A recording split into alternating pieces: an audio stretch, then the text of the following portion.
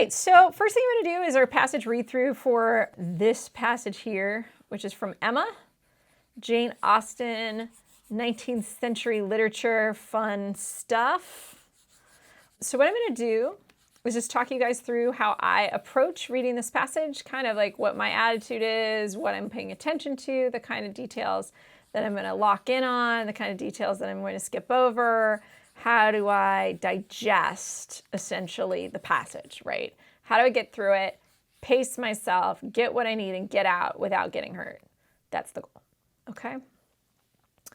So right up here, we'll start right here. First thing I always like to do is I want to know what I'm reading. So I always read this up here, Jane Austen, Emma. This just gives me a little bit of framework so I know what I'm dealing with.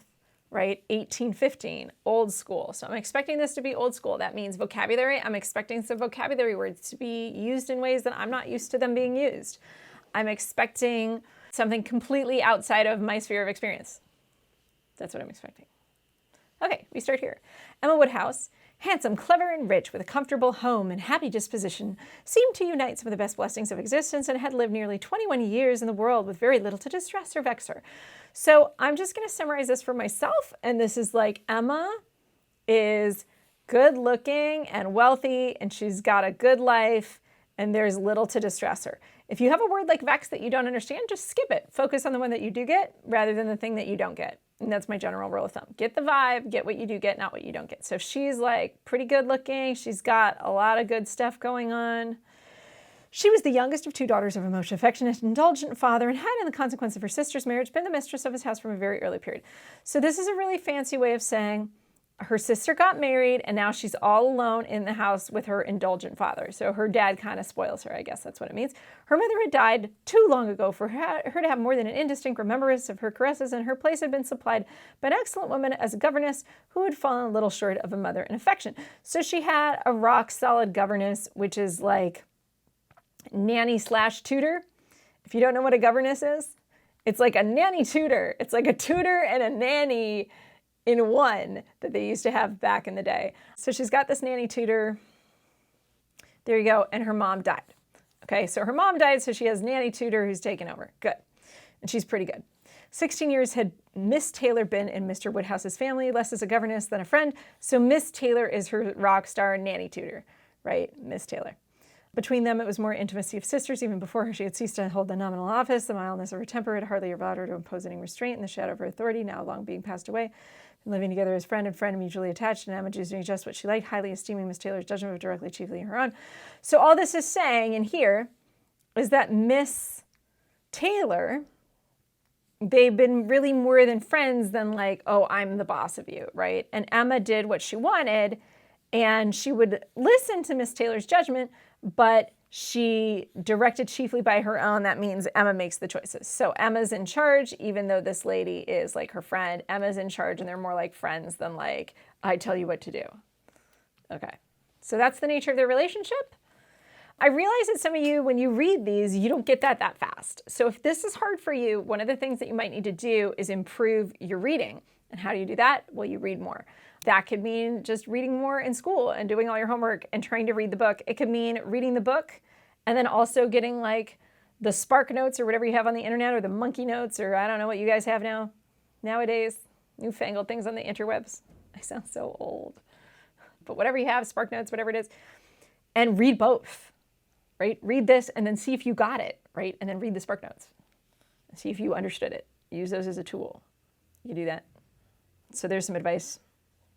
The other advice that I have is if you don't get this on a first pass, then figure out what is where as opposed to what everything means. So if you can't understand everything that this means, at least you know that this is somehow talking about how she was fond of Emma, like focus on what you get. And then this is talking about Miss Taylor and Emma's relationship in some way, but maybe you don't totally understand how. If you know what is where, that's good enough for a first pass. If you can't get as much information as I'm getting, don't stress out, okay? Moving on. The real evils indeed of Emma's situation were the power of having rather too much of her own way. So remember how we said Emma's the boss? Well, that's kind of a problem. And a disposition to think a little too well of herself. So her personality is that she's a little self-absorbed, okay? Oops. Oops. Absorb, not asbestos. These were the disadvantages which threatened alloy to her many enjoyments. The danger, however, was at present so unperceived that they did not by any means rank as misfortunes with her. So basically, this is like, insidious danger that's lurking. The evil of her situation is that she gets her way too often and she thinks she's too awesome, right? She gets her way and she's self-absorbed. Okay? That's the danger. Sorrow came, a gentle sorrow, but not at all in the shape of any disagreeable consciousness. Miss Taylor married. Oh no, she's losing her awesome governess. It was Miss Taylor's loss which first brought grief. So now she's sad, right? Emma's going to be sad. It was on the wedding day of this beloved friend that Emma first sat in mournful thought of any continuance. I don't really totally know what that means, but I know that she's sad. Okay, so I'm going to focus on what I get, not on what I don't. If I don't understand that, I just keep going. The wedding over and the bride people gone, her father and herself were left to dine together with no prospect of a third to cheer a long evening. Her father composed himself to sleep after dinner, as usual, and she had then only to sit and think of what she had lost. So now she's just sitting around thinking because Dad went to bed early and she's all by herself. The event had every promise of happiness for her friend. Mr. Weston was a man of unexceptionable character. So what this means is this had every promise of happiness for her governess. Like her governess went and got married to Mr. Weston. He was a man of exceptional character, easy fortune, suitable age, and pleasant manners. She got a great husband. Like, good job. Way to go, Miss Taylor. Self-denying, generous friendship, she'd always wished and promoted the match, but... So she'd always wished and promoted the match, so she'd always been nice about it, but it was black morning's work for her. So now she's sad. The want of Miss Taylor would be felt every hour of every day. And here's where I think I see a word used that's not totally how I usually use that word, but I think this means that she doesn't have Miss Taylor around and she's grieving the loss of Miss Taylor. She recalled her past kindness, the affection of 16 years, how she had taught and how she had played with her from 5 years old, how she had devoted all her powers to attach and amuse her in health, and how she had nursed her through various illnesses of childhood. So this is when she's more nanny, right? So this is, like she's like replaying all the awesome nanny moments, right? Her nanny moments of wonderfulness. A large debt of gratitude was owing here, but the intercourse of the last 7 years, the equal footing and perfect unreserved, so the fact that they were like buddies and friends and like equals, which had so soon followed Isabella's marriage, that must be her sister, was yet a dearer, tender recollection. And now she fast forwards to like her governess as like friend, the governess friend years, and now she's like, I miss you so much. It had been a friend and a companion such as few possessed, intelligent, well-informed, blah, blah, blah, blah, blah. It was so wonderful, right? One to whom she could speak everything that arose, so she could talk to her about anything, so she was just so awesome and she misses her. So at this point, I can kind of speed up here. I don't have to take so much time. How is she to bear the change? It was true that her friend was going only half a mile, but Emma was aware that there must be a great difference between Mrs. Weston than Miss Taylor in the house, and she's right. She's losing her friend. With all advantages, natural and domestic, she was now in great danger of suffering from intellectual solitude. So now she's kind of like alone. She dearly loved her father, but he was no companion for her. He could not meet her in conversation, rational or playful. So he's not a companion. He's not like a rational or playful companion. She's feeling alone. The evil of the actual disparity of their ages, and Mr. Woodhouse had not married early, was much increased by his constitution and habits. So basically, disparity means difference, right? So basically, this idea is that there's this evil, and I think they're using evil kind of in a way I wouldn't, right? And I know this because it's written in like 1815, so I'm expecting words to be used in ways that I don't usually use them, right? The evil of the actual disparity of their ages. I think this means just like the drawbacks of the fact that they're totally different ages was much increased by, so it was made worse by his constitution and habits. So constitution is like the way he carries himself, and then habits are just how he acts. So basically, he's an old man who acts even older than he is, which is worse, right? Some people are old, but they act like kids, right? And so maybe then that would be better in any case. For having been a valedictorian, whatever that is, he has bad health. So basically, her dad's like constantly sick, without activity in mind or body. He was a much older man in ways than in years, and though everywhere the beloved friendliness of his heart, his talents could not have recommended him at any time. So basically, her dad is like an old man. Like, he's not just an old man, he's like a sick old man, and she can't find a buddy with him, and this is really sad, and leaves her alone. The end. Okay, and now we're done. So basic recap, here's my basic recap. This is what I get from all of this. Emma's kind of like a spoiled girl because she's rich and good looking and has everything wonderful, and her dad's pretty indulgent. And then her mom died, but she had this awesome governess, so everything was okay. And then this is talking about the relationship. Maybe you understood that, maybe you didn't. What I got from it is that Emma's basically in charge and that they were good friends and that it wasn't like this overseer, child, you're in trouble kind of relationship, but they were like buddies. And then over here, it says that here's the problem with her situation, that she gets her own way too much. She's a little self-absorbed. Then we get down into the marriage and the idea that it's bringing grief to Emma. And though it was going to make Miss Taylor happy, it was not going to make Emma happy. And she was like feeling like, oh my goodness, I totally miss her, right? And she's replaying all these moments from history in her head of how much she really totally was into her. And even though she was like not that far, she knew this is like, she's not going to be here with me every day. And that's huge. And I'm going to be all by myself because my dad's really old and kind of sick. The end. There you go. There's my recap. Okay, so we're going to move on to the next passage, which is this Marina Gorbis, The Nature of the Future, Dispassage from the Social Structed World. Whenever I read these passages, I always like to read where it comes from so that I have a little bit of a context. This is a 2013 article. It sounds like it's about a social structed world. This is going to be a social science passage.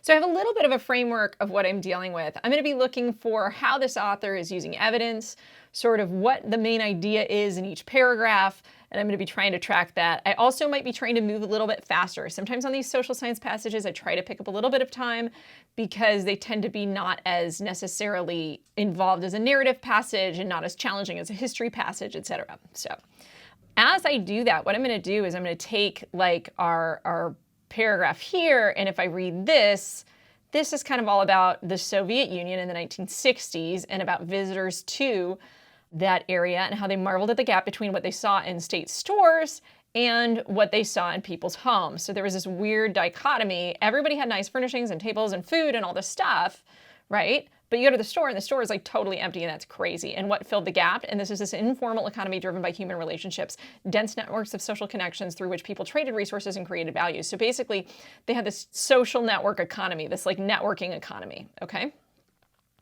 They didn't plot how they would build this network. So that's the main idea of this, how they would build these. No one was teaching them how to maximize their connections. The networks naturally evolved. That was the only way to survive. Today, and now we transition. So this is some sort of, she's probably going to make a metaphor out of this, maybe.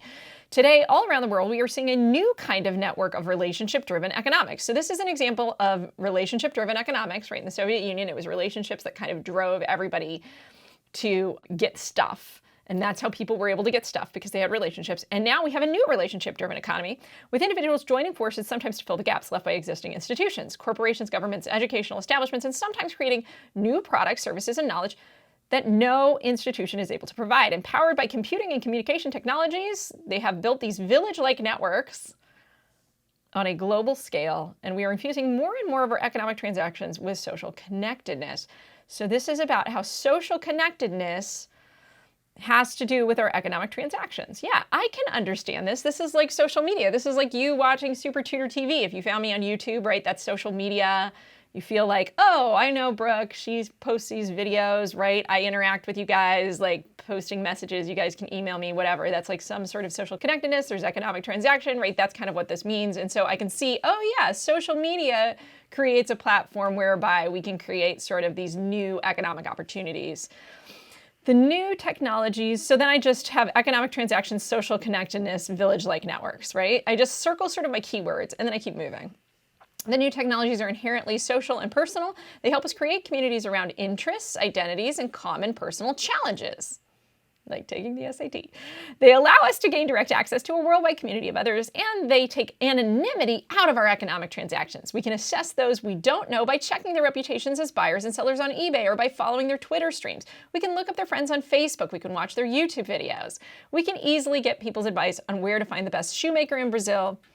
the best programmer in India, the best apple farmer, or local communities. So there's also this idea of that we share information in a way so that we have sort of like an inside track of some sort, right? That there are references online. The best apple farmer, we no longer have to rely on bankers or venture capitalists as the only sources for funding our ideas. We can raise funds directly from individuals who we don't even know through websites that allow people to post descriptions of their projects, donations, investments, and loans. So basically, we're all connecting to each other in ways that we didn't used to do. And that's kind of cool. We are moving away from the dominance of the depersonalized world. So this is just, we share our information. And then this is like the picture. And so I'm just going to draw a little picture of this economy, this like social economy, right? I'll call this the social economy. I don't know what she's calling it, but oops, I can't spell. That's what happens when I move fast.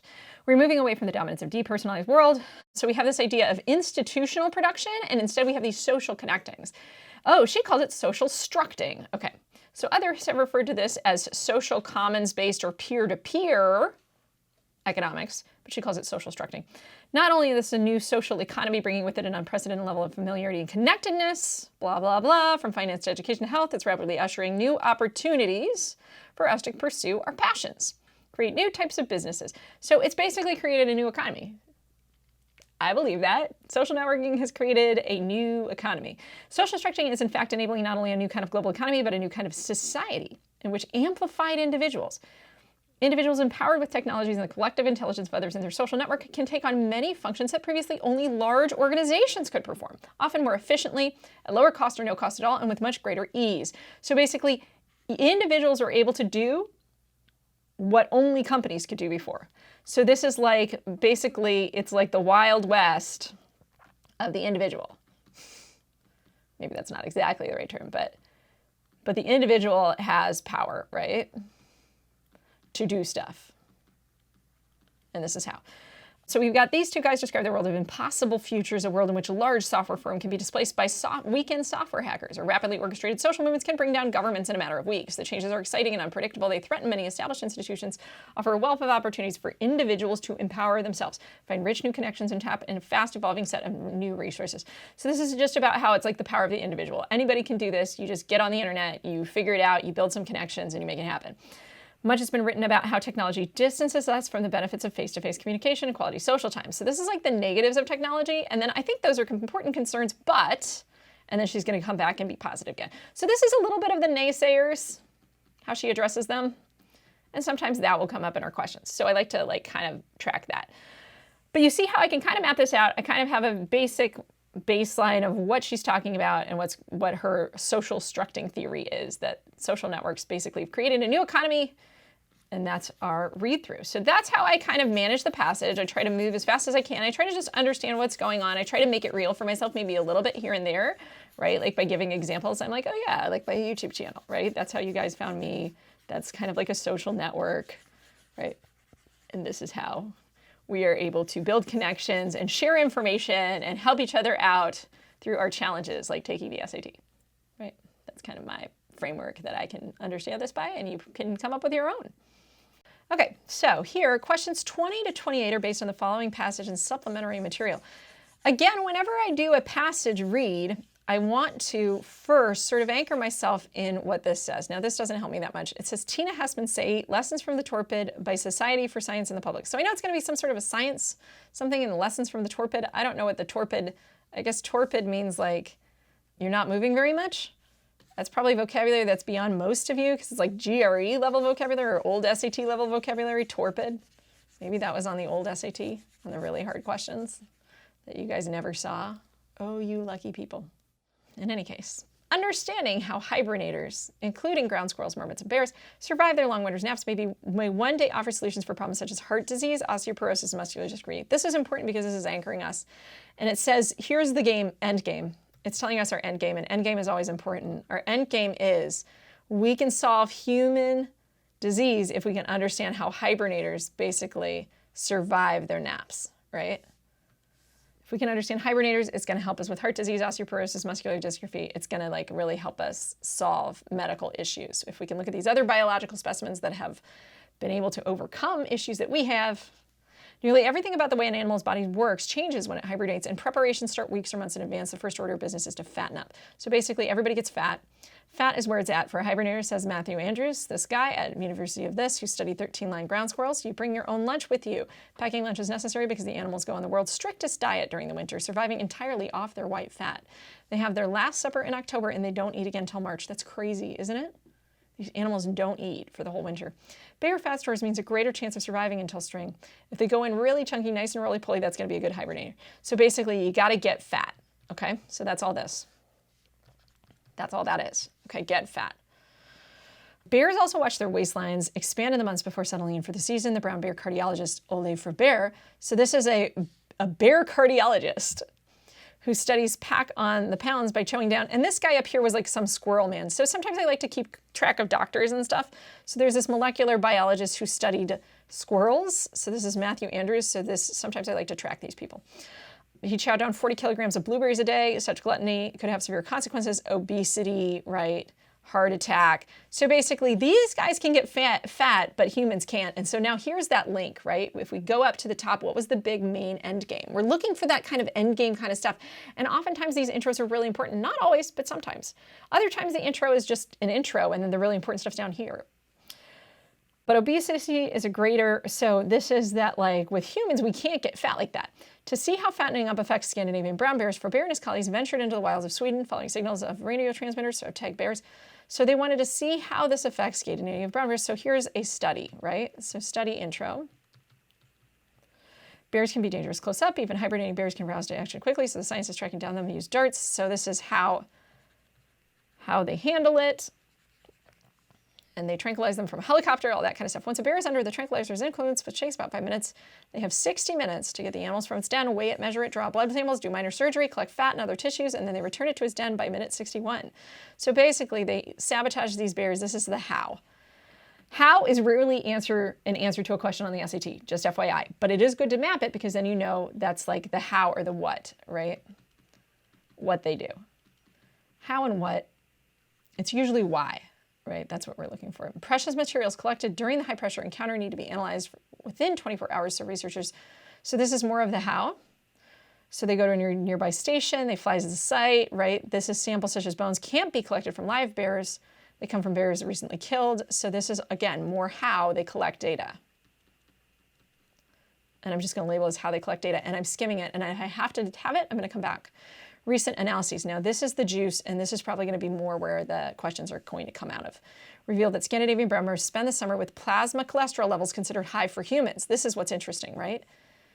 Those values increase substantially for hibernation, for Bear and his colleagues reported. These very, very fat bears have high cholesterol, and they get zero exercise. Lolling about in the den pinches off blood vessels, sluggish circulation. That cocktail would not be advisable in human. For Bear says it's a rupture for hardened arteries.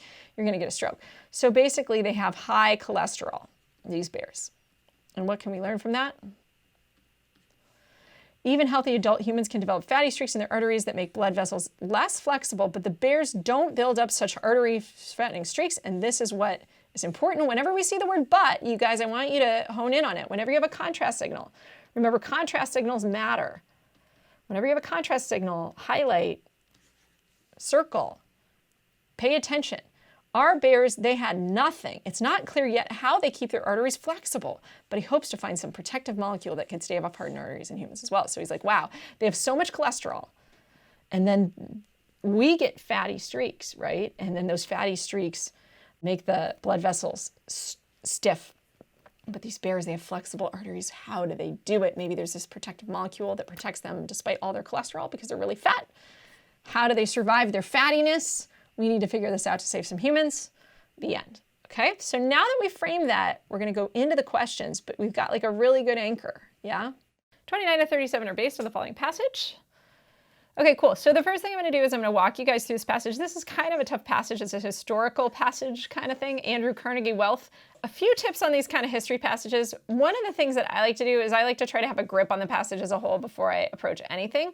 If you're the kind of person though that reads these and like literally nothing makes sense, then I would say maybe try to read half of it and then you can get started with the questions. If you don't speak English as a first language and you just find these ridiculously impossible, then maybe you can go to like a first kind of question. Like here you could look at the structure of the first paragraph and then say, okay, I just need to find the structure of the first paragraph and start with that. But otherwise I'm going to try to read it. Okay, so we've got Andrew Carnegie Wealth. This is old school. It was originally published in 1889. Arriving penniless in Pennsylvania from Scotland in 1848, Carnegie became one of the richest people in the U.S. through the manufacture of steel. And then he published this in 1889. So this is written by a super rich guy. So I've got to say this guy was once penniless and then he became super rich, and this is him writing about wealth. He says, the problem of our age is the proper administration of wealth that ties the bonds of brotherhood may still bind the rich and the poor in harmonious relationships. So basically, here's the problem of our age. We want the rich and the poor to be in a harmonious relationship. We want everybody to get along, whether you have money or not. But what do we do with that money? Who gets what money, right? The conditions of human life have not only been changed, but revolutionized within the past few hundred years. In former days, there was little difference between the dwelling, dress, food, and environment of the chief and those of his retainers. So this might be a little bit confusing, but you can use the context. What does the chief mean? That means the person in charge, and those of his retainers, those are probably the people not in charge, right? Retainers means the people he retains probably to do help for him.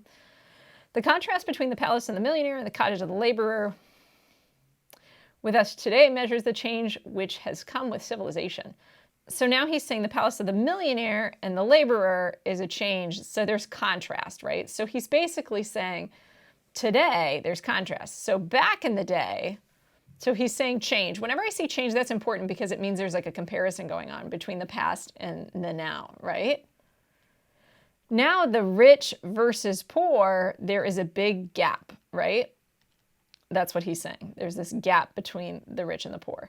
And back in the day, they were closer together. Okay, this change, however, is not to be deplored, but welcomed as highly beneficial. But he's like, it's really good that there are rich people and there are poor people because it is well, nay, essential. It's essential for the progress of the race that the houses of some should be homes for all that is highest and best in literature and the arts and for all the refinements of civilization. What he's saying here is it's really essential that we have some super rich people. It's really good to have really rich people. Just some, rather than none. So better that some people in society are rich than nobody. Much better this great irregularity than universal squalor. So here's his big thesis here. Great irregularity is better than everybody poor, right? At least we have indoor plumbing now. We used to live in caves. It's gotten a lot better, right? That's the basic gist. Okay. Without wealth, there can be no machinas. And what is that? I don't know. Gaius Machinas was a great patron of the arts. So there's no patrons of the arts unless you have money. The good old times were not the good old times. So this is what other people called it. Other people call it the good old times. This is not truly good. That's why we have these quotes maybe. Neither master nor servants was well. So my main idea here is that good old days were not the good old days. This like irregularity is better than everybody's poor. But whether the change be good or ill, it is upon us beyond our power to alter it, and therefore. But I don't care whether you think it's good or bad. You know what? The bottom line is we've got to make the best of it and deal with it, right? So that's his next point of view. It's a waste of time to criticize the inevitable. So he says the fact that there's division between rich and poor is inevitable. Deal with it. Okay. It is easy to see how change has come. One illustration will serve for almost every phase of the cause. Okay, that's just confusing. So this is explaining how the change has come. So this is how the gap happened, right? Where did we get this gap between the rich and poor? How did we get really rich people? We have human industry enlarged by invention, right? Formerly, articles were manufactured at the domestic hearth or in small shops. Basically, what he's going to say is manufacturing, right? That's what brought to it. When those apprentices rose to be masters, there was little or no change in their mode of life, and they in turn educated succeeding. The substantially social equity and even political equity for those engaged in industrial pursuits then had little or no voice in the state. The inevitable result of such mode of manufacture was crude articles at high prices. Today, the world obtains commodities of excellent quality at prices which even preceding generation would have deemed incredible. In the commercial world, similar causes have produced similar results, and the race is benefited thereby. So basically what he's saying is we have commodities of excellent quality at prices that are crazy, right? So instead of having one dress, like if you've ever read those old time books where like the little old lady has like one dress and one pair of shoes, we have like 55 pairs of shoes and like 25 t-shirts from H&M, right? Now, that's not his age, but that's the point, right? The commercial world is basically making lots of stuff. So what were luxuries have become necessaries. So basically our total standard of living has gone up, everybody, so stop whining. The laborer now has more comforts than the farmer had a few generations ago. The farmer has more luxuries than the landlord had and is more richly clad, blah, blah, blah, blah, blah. It's just there's also more inequality. The price we pay for this salutary change is no doubt great. So that means the price we pay for this salutary, means positive, change is no doubt great. We assembled thousands of operatives in a factory and in the mine who the employer can know little or nothing and to whom he is no better than a myth. So basically there's this relationship that forms between the boss and the people, which is like this mythic character and then all these minions, right? All intercourse between them is at an end, so nobody talks. This means like discussion. And I know some of this vocabulary gets to you. If it gets to you, my best advice is like highlight all the words that you don't get, right? And then look them up and then make little vocabulary cards, okay? Obviously, you won't do that when you read it for real on the test. Mutual ignorance breeds mutual distrust. So what this means is the end game is distrust, right? When we're ignorant of each other and each other's, and we have like rigid castes. So what happens is we create castes. It's like a caste system. There's the rich and the poor, and there's this gap between everybody. Under the law of competition, the employer of thousands is forced to the strictest economies, among which the rate of labor paid prominently, and there is often friction between the employer and employed. So this is talking about how there's friction between employees and employed because like these people who are running a business, they have to run their business and it's really competitive. And so they've got to push, you know, wages down in order to stay on top of the market. And then the employees get upset with the employer, blah, blah, blah. Human society loses homogeneity. That means like a likeness, right? Homo means same. The price which society pays is great, right? But, and here's his main idea. And this is what I always come back to, but's really important. This means this is his main idea. The advantages of his law are greater than its cost. And that's his end game. So, end game of the story is, here's the scoop. In the last 100 years or so, the markets have changed and our standard of living has gone way up and manufacturing has totally revolutionized what life is like for us. But with that change has come a price. And the price that we pay is that the rich and the poor now are operating these sort of separate spheres, these separate social castes, and there's friction and tension and bad blood between them because they're sort of torn apart. Because the rich are richer than the poor people. But what he's saying is, one, everybody should be happy that some people are rich rather than everybody in squalor. And even those people who are poor, you're much better off than like middle class people were like 50 years ago. So suck it up. And there's not much we can do about it because this is just the way it is. So we've got to deal with it. And that's about it. Okay? So those are his main points. And when I have those, it's going to be easier for me to answer the rest of the questions. Okay? Doesn't mean it's going to be totally easy, but it will be easier. Okay, 38 to 47 are based on the following passages. Passage 1 is adapted from Stuart Brand, The Case for Reviving Extinct Species. Why efforts to bring extinct species back from the dead miss the point. So we've got 2 of these. We're going to read passage 1 first. Really important when you do dual passages, you have to get the main idea of each person. You have to figure out, are they different, are they the same? And so this is what I really need. And I'm going to read it first. And I usually do passage 1, do everything passage 1 only, and then I come back and do passage 2. So we have many extinct species, from the passenger pigeon to the woolly mammoth, might now be reclassified as bodily but not genetically extinct. So what do we mean by this? They're dead, but their DNA is recoverable from museum specimens and fossils. So that means they're dead, but we have their DNA. It's like Jurassic Park, right? Thanks to new developments in genetic technology, that DNA may eventually bring the animals back to life. So this is like basically Jurassic Park. If you haven't seen Jurassic Park, it's a fun movie. I think from the 90s. It's fun. Only species whose DNA is too old to be recovered, such as dinosaurs, are the ones totally extinct bodily and genetically. But why bring back vanished creatures back to life? It will be expensive and difficult. It will take decades. It won't always succeed. Why even try? Why don't we take enormous trouble to protect endangered species? The same reasons will apply to species brought back from extinction, to preserve biodiversity, to restore diminished ecosystems, to advance science. So here's all the why. Why do we want to get more dead species back? To undo the harm that humans have done. Furthermore, the process of de-extinction is profound news. This is really deep and amazing. That something as irreversible and final as extinction might be reversed is a stunning realization. Wow, this is like Jurassic Park awesome. The imagination soars. Just the thought of mammoths and passenger pigeons alive again invokes the awe and wonder that drives all conservation at its deepest level.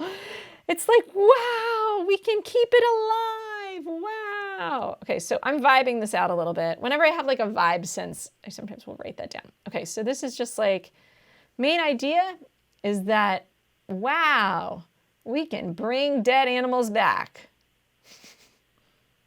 That's the main idea. Okay?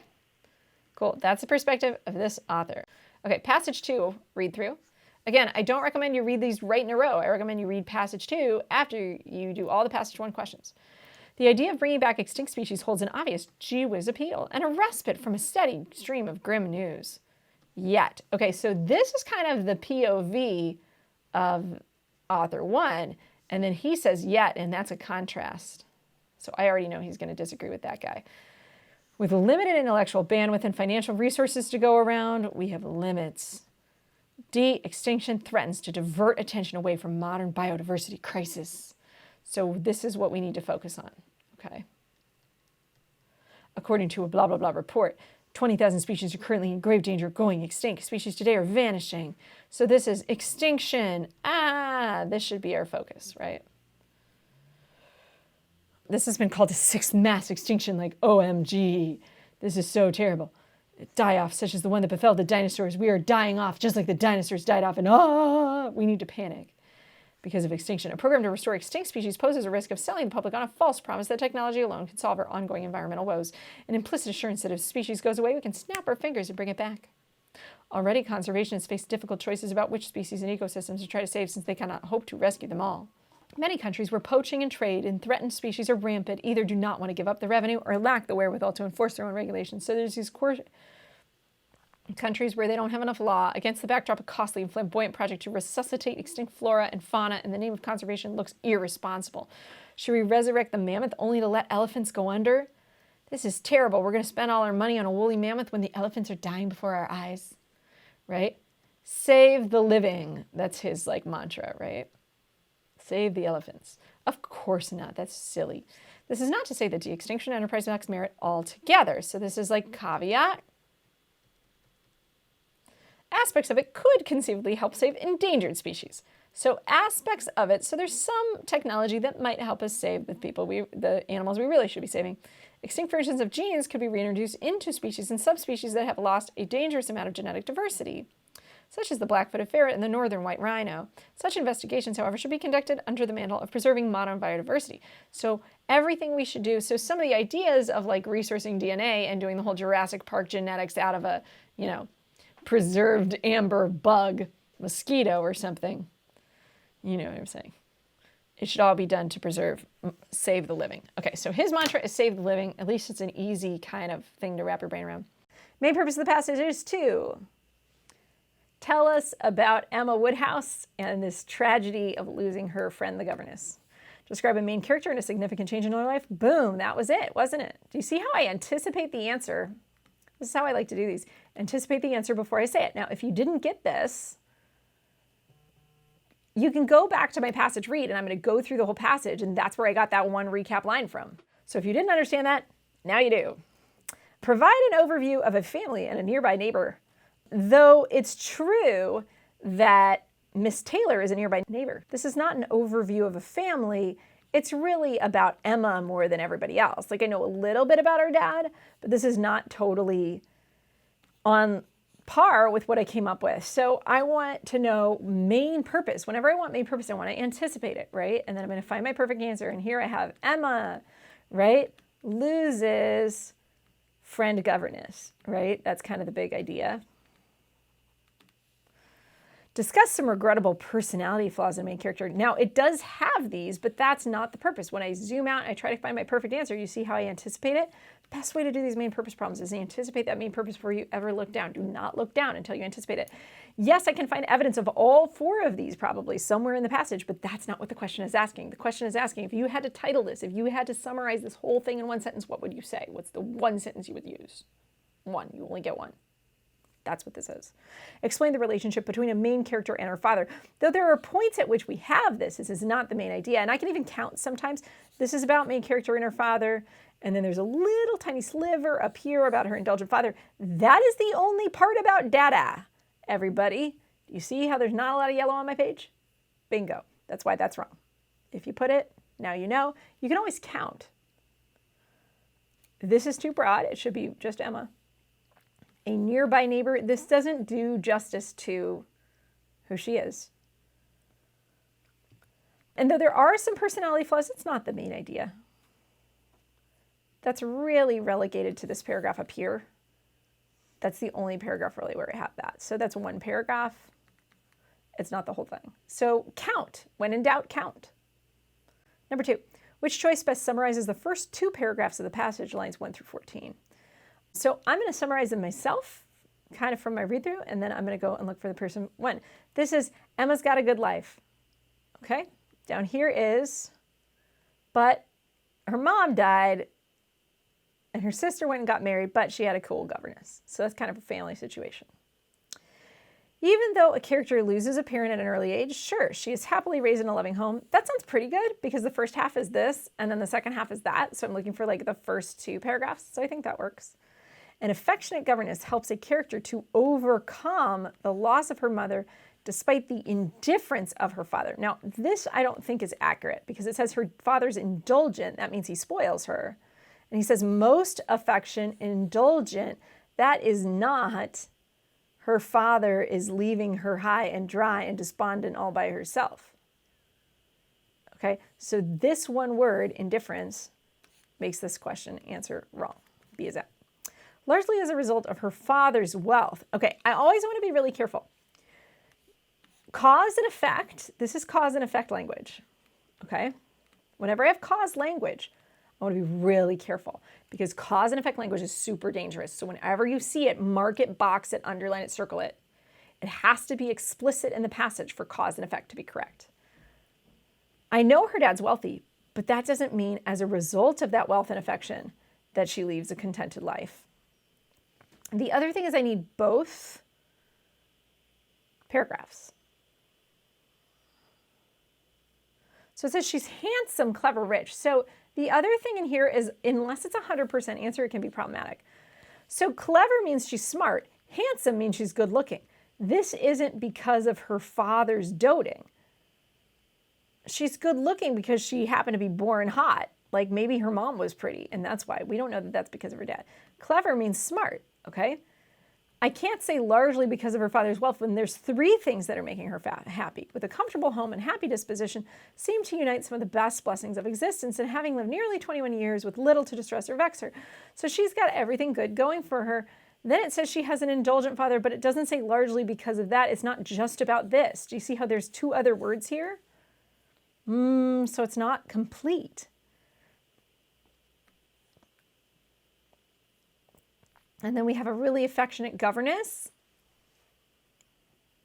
That's kind of cool. So I think her contented life comes from some other things too. It comes from the fact that she's good looking. It comes from the fact that she's smart. And this is largely, and so it just doesn't work. A character has a generally comfortable and fulfilling life, but then she must recover from losing her mother. But then she must recover from, I'm going to vibe this out. Do you see this? Then she must recover from. If I compare these 2, they sound really similar. Even though a character loses a parent, she is happily raised in a loving home. The vibe on this one ends on a positive note. A character generally has a comfortable and fulfilling life, but then she must recover from losing her mother. Dun, dun, dun. So you see how this shifts from positive to negative? I call this vibing it out. So when in doubt, vibe it out. And that's what I'm doing. And when in doubt, if I vibe this out, and her place had been supplied by an excellent woman as governess, who had fallen little short of mother in her affection.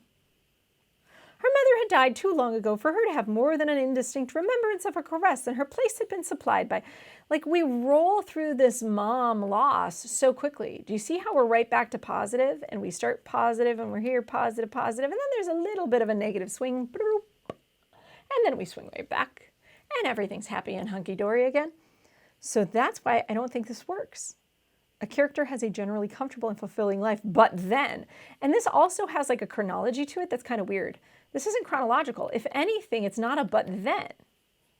It's in the middle, she loses her mother, but she easily recovers, and now she has this wonderful governess. She's having much more trouble recovering from the governess, it seems, losing her. The narrator indicates that the particular nature of Emma's upbringing resulted in her being. I took notes on this. She gets her own way and she's self-absorbed. So that's what I'm going to write down.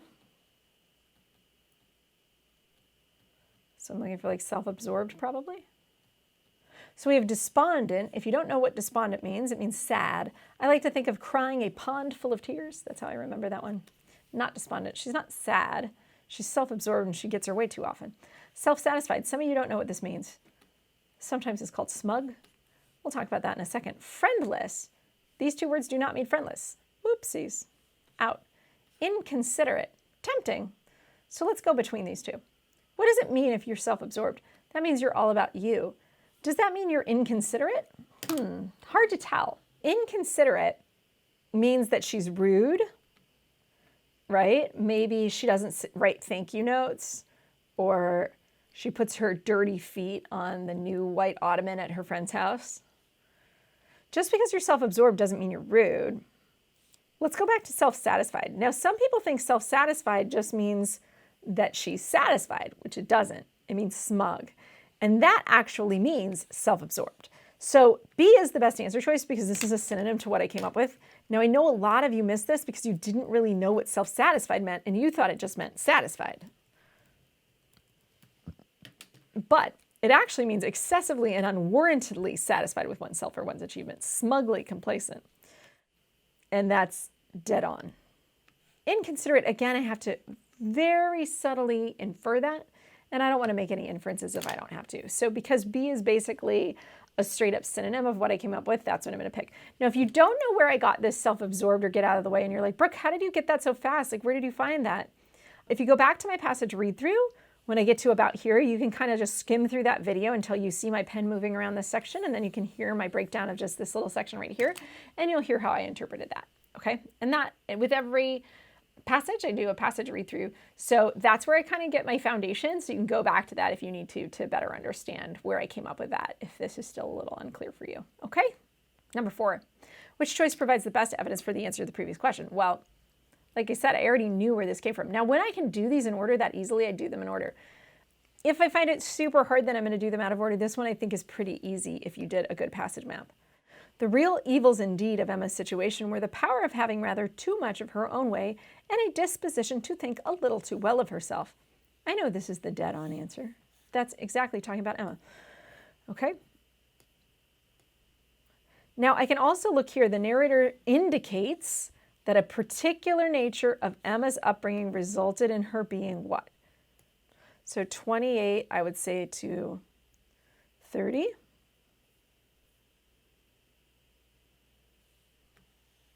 There it is. If I look at this, if you pick that one, I'll look at that really fast with you guys.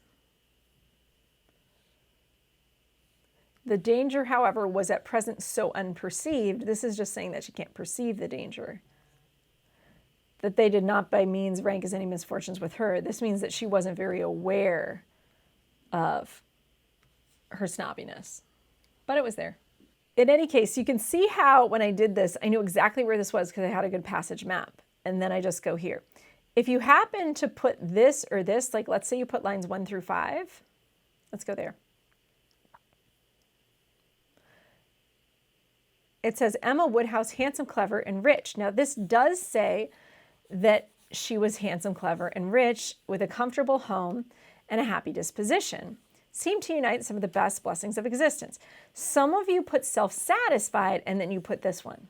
And you know why? Because this sounds like she's actually satisfied. You get what I'm saying?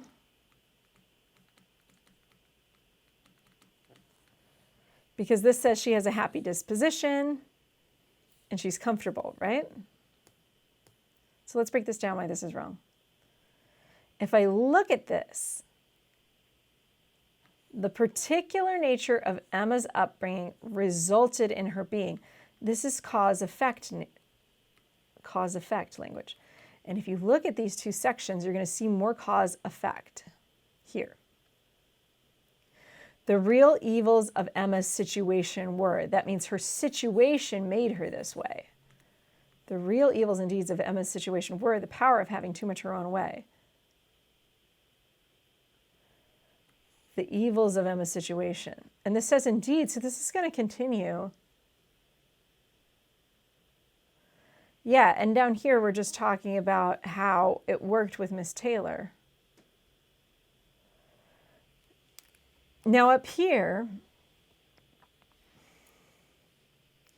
it says, Emma Woodhouse, handsome, clever, and rich with a comfortable home, seem to unite some of the best blessings.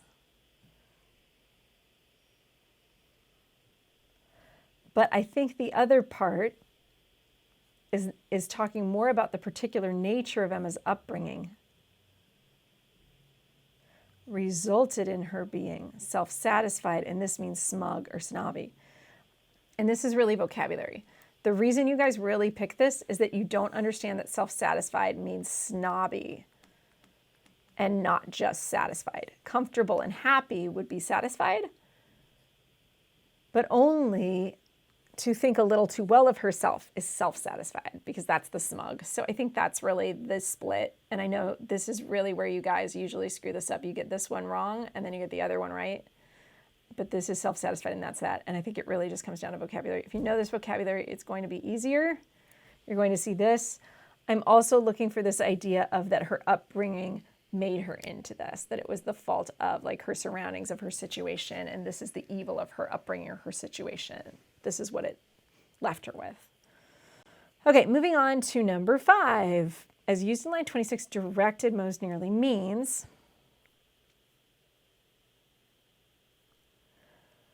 Okay, so here we have this little part about where Emma's in charge because they're friends and they're kind of on equal footing as opposed to like superior, inferior footing.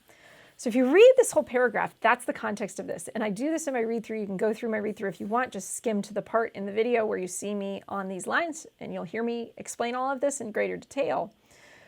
But here, it talks about how Miss Taylor became fond of Emma, and between them, it was more the intimacy of sisters, how they were like sisters or equals. And then Emma basically just does what she likes. And she really esteems Miss Taylor's judgment, but she's directed chiefly by her own, but she makes her own choices. That's what this means. Directed means led. Chiefly means mainly. By her own is implying judgment. See, there's like a missing, this is called an ellipsis sometimes, where we omit the word, but we have the possessive in the comparison.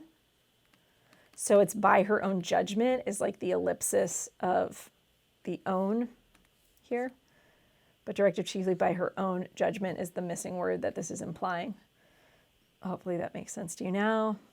So she was led, trained, aimed, guided, addressed, guided, because this is motivated, guided, right? She's guided by her own judgment. She's directed by her own judgment. That makes the most sense. Okay? Addressed means like called, like, oh, I addressed him by his surname. Aimed, if you replace directed with aimed, it just sounds weird. And trained, she's not training herself. She's not like her own stage puppy or something. As used in line 54, want most nearly means, okay, so let's go back to 54. If you know the context, if you did a good passage read, you know that this whole paragraph was how Emma was so sad because she missed Miss Taylor. The event had every promise, so it was going to make Miss Weston happy, or not Miss Weston, Miss Taylor happy, but it was a black mourning's work for Emma. That means this is like a funeral for Emma. The want of Miss Taylor would be felt every hour of every day. And what is it? It's the lack of Miss Taylor, right? The absence of Miss Taylor. So I'm going to look for absence. Oh, look, we have lack. That's close enough. So I want absence. The absence is like really my perfect answer.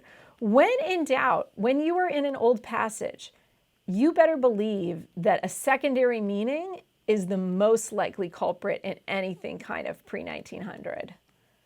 That doesn't mean it's always that way, but I would say about 80% of the time, pre-1900 passages, you're looking for either a second meaning or what I call a hard word. Want is not a hard word, right? I want water. I want your keys. I want a pencil. Very easy word, right? So easy. It's like one of the first 100 words most people will learn, okay? So this is not a hard word. That means I'm looking at secondary meanings. Bingo. It has to be, right? Otherwise, why would they ask this question? Okay, so desire is the typical.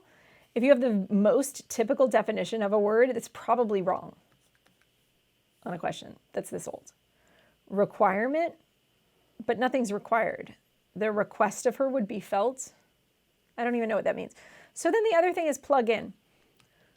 In context is so key. When we have these vocab in context, context is king, as I always like to say. Okay? Context matters more than everything else. So don't rely on, oh, I know what this word means, when it's something so easy. Now, if it's a hard word like diaphanous, then yes, it's probably the first meaning of that word because that's a weird random word. But if it's something like want, a really easy word, you better be looking for secondary meanings and definitions. It's not necessarily going to be easy. They wouldn't make it that easy. So here, our best answer is lack.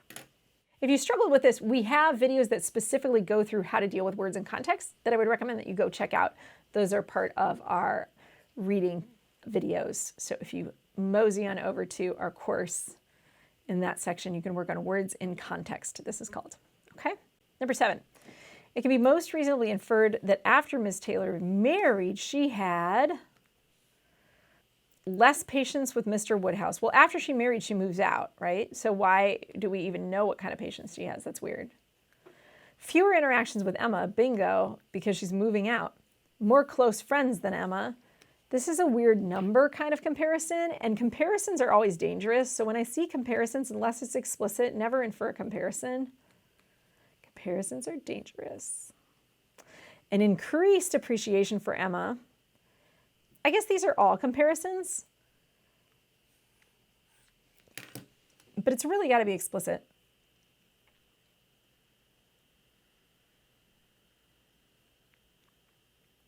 I think right here. It was true that her best friend was going only half a mile, but Emma was aware that there must be a great difference between a Mrs. Weston only a mile from them, half a mile from them, and a Miss Taylor in the house. And with all her advantages, she was now in great danger of suffering from intellectual solitude.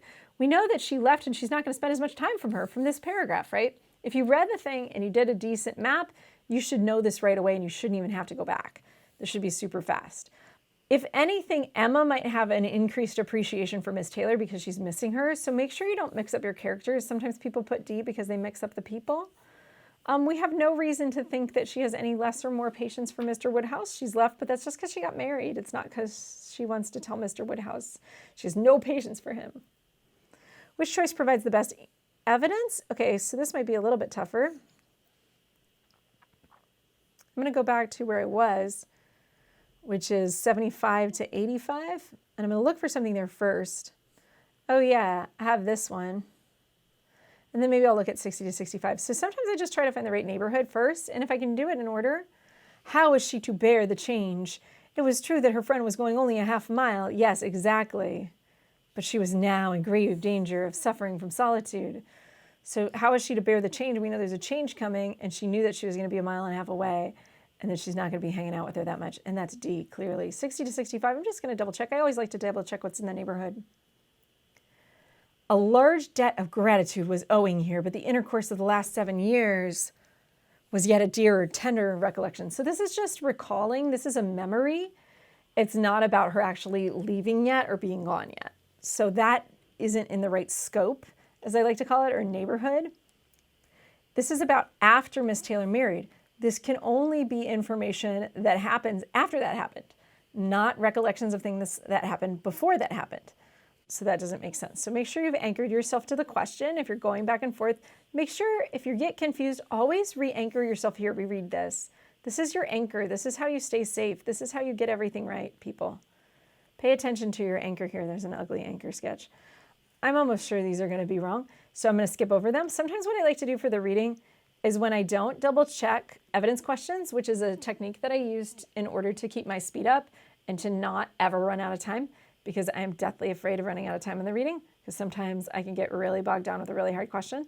On these that feel easy to me, I'm going to double check like A and B, and then I'll go back and double check them later. I'm going to double check them with you guys right now to explain why they're wrong in case you put them. If you're already good though, you can move on from this video. 37. It said Miss Taylor married. So just because somebody gets married doesn't mean they don't spend time with you. So this one is just too much inference, and it's about best answer choice. All this says is Miss Taylor married. Another tip for you guys, whenever you have these evidence quotes, I just want to tell you that straight facts are seldom correct to evidence questions. So if you have an answer choice that's straight facts, and I call this a straight fact because Miss Taylor married is just a straight fact, they're almost always wrong. They're usually wrong. Not always, but usually. And this is how the SAT works. For every trend, there's an exception. It doesn't mean that this is a rule. It's just a trend. So when I see a straight fact, I'm very hesitant to pick it. You see how this is also in position A? The College Board is hoping that you'll see this as some fragment of evidence for the fact that she wasn't going to be around anymore, because they go, oh, she married. Oh yeah, if she gets married, then she's probably not going to be around. And then, oh, she's not there. And so that's my answer. Do you see how I totally inferred that though? Do you see how I had to hop from, oh yeah, she's married, so she's going to move out, and then she's not going to spend time with her, and okay, that makes sense. I can infer that, but I've got to hopscotch quite a bit to get from here to there. Whenever I have straight facts, not enough. I want interpretation of facts, and that's why I like this so much, because it's interpreted for us.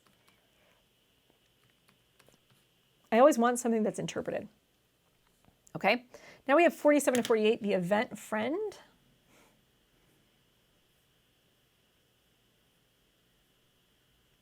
The event had every promise of happiness for her friend. That means getting married is going to make Miss Weston happy. But just because I know getting married is going to make her happy doesn't tell me that she's not going to hang out with Emma anymore. Maybe Emma's going to be adopted and they're going to move in together. Who knows? I don't know. Do you see how this is like not enough information? And this is sort of off topic because this is just about how something, after Miss Taylor married, she had fewer interactions with Emma. We don't have this there. If you put C and you put this one, the problem here is more close friends is like plural. This is like numeric and it's not qualitative. And I can see you thinking, oh, that is implying that she's going to have this great husband and that it's going to be a great deal for her. But in any case, and this obviously isn't about increased affection for Emma or anything. So these definitely don't make sense. I can see how this is tempting if you did put A, but again, there's too much inference. You always want to infer as little as possible. And remember that straight facts are always dangerous answers for evidence. I know in the real world, like when I think of evidence, I think of concrete detail, and that's usually just facts. That's not how the SAT treats evidence. It usually likes evidence that's interpretive, meaning it's the whole shebang, it's the interpretation, it's the ideas. Number 9. Which situation is most similar to the one described in 83 to 91? So let's look at 83 to 91. So here we have the evil of the actual disparity in their ages was much increased by his constitution and habits. And the idea here was the idea that dad is not just an old man, he is an old man because he is weak in health and he's always worried about his ailments. So he's like an old man who acts like a really old man. So I'm looking for an old man acts like a really old man, and their age difference is made worse. A mother and her adult son have distinct tastes in art and music that result in repeated family arguments. The differences between an older and younger friend are magnified because the younger one is more active and athletic. Yes. So there's like this idea of the differences are magnified because of the disposition of one or the other. So I like this.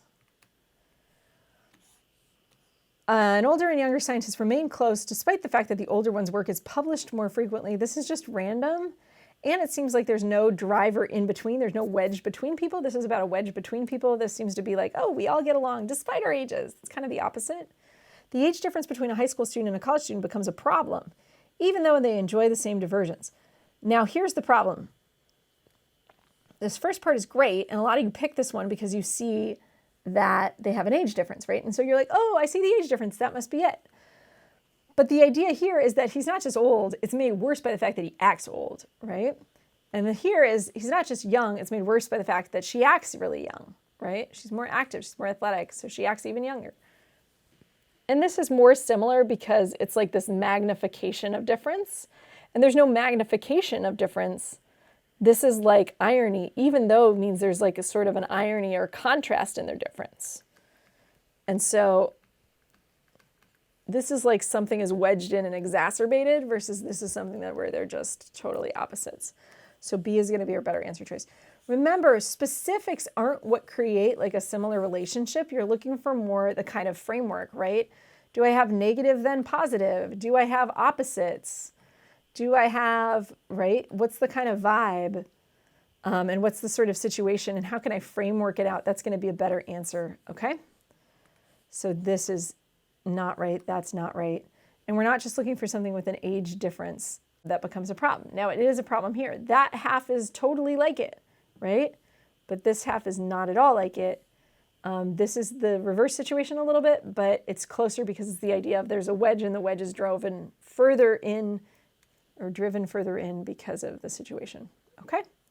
The end. Ta-da! Yay. Emma Woodhouse. Hope you liked it. As used in line 10, plot most nearly means. Okay, so worst way to do this is to just look down and assume you knew what plot meant in line 10, which you don't because we're not in line 10. So go back to line 10. That's rule number 1. Go back. Rule number 2 is look for the word plot. They didn't plot. Okay. The Soviet people didn't plot how they would build these networks. No one was teaching them how to maximize their connections the way social marketers eagerly teach us today. So plot means like, I would say plan out, right? Nobody was teaching them, so this is like plan out. If you need to with a word, what I try to do is read the sentence and in context kind of know what it means. If one sentence isn't enough, you can read down a little bit. And it says, their networks evolved naturally. So the fact that they didn't plot means it evolved naturally. So this meant like plan out unnaturally, like engineer or something like that, right? I'm looking for plan out or engineer. So we have mark, form, plan. Oh, look, there's my perfect word. So when my perfect word's there, this is really easy. Now, if your perfect word isn't there, what do? Well, the best thing to do then is to at least try to narrow down the field to what makes sense, right? Plot, they didn't mark, they didn't form, they didn't claim, they didn't plan. So claim, maybe you could get rid of. Otherwise, the next thing that I try to do is I'll try to plug in each word potentially. And the final kind of technique that I use is isolating my answer choices and trying to ask myself, what does that word mean and what kind of connotations does it have, right?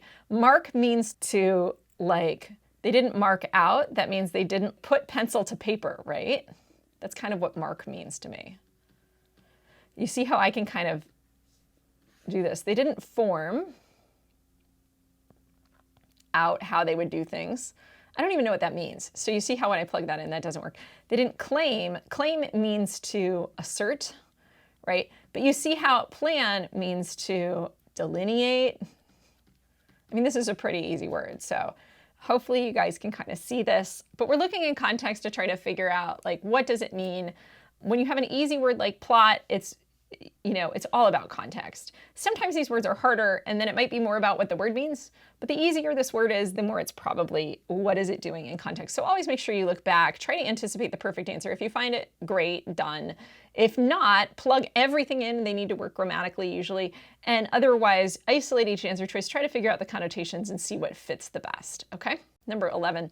The references to the shoemaker, the programmer, and the apple farmer in these primarily serve to. Whenever I have these are called function questions. We have a whole video in our reading section videos, and I recommend you go check that out if you want to work on this type of question a little bit more. Generally, when I see this primarily serve to, I'm looking for what the main idea of whatever paragraph these are in is. And I also want to get the vibe off of what is the vibe when I'm reading about the shoemaker and the programmer and the apple farmer? Like, what's the point that we're trying to make with those examples? And what's the claim that these specifics relate to, right? Usually when we have these specifics, this is like evidence, right? Specific evidence. And then there's some sort of a claim that that evidence is supporting. So I'm trying to figure out what's that claim, right? And that's what I mean when I have primarily serve to, it's the main idea of that paragraph. So I'm going to look at the topic sentence of that paragraph. Sometimes the claim is like way up at the top of the paragraph. I'm going to look right around that area, but I can't just read one sentence up and one sentence down. Oftentimes structurally, it's going to be that topic sentence as opposed to just a sentence that's right next door. And the other thing that I'm really going to focus on these function questions is the idea of vibe. And vibe to me is just like, what's the message that we're trying to get across, right? Shoemaker, programmer, and apple farmer. So let's go back to these folks. We can easily get people's advice on. So I'm going to back up and try to figure out what this point is.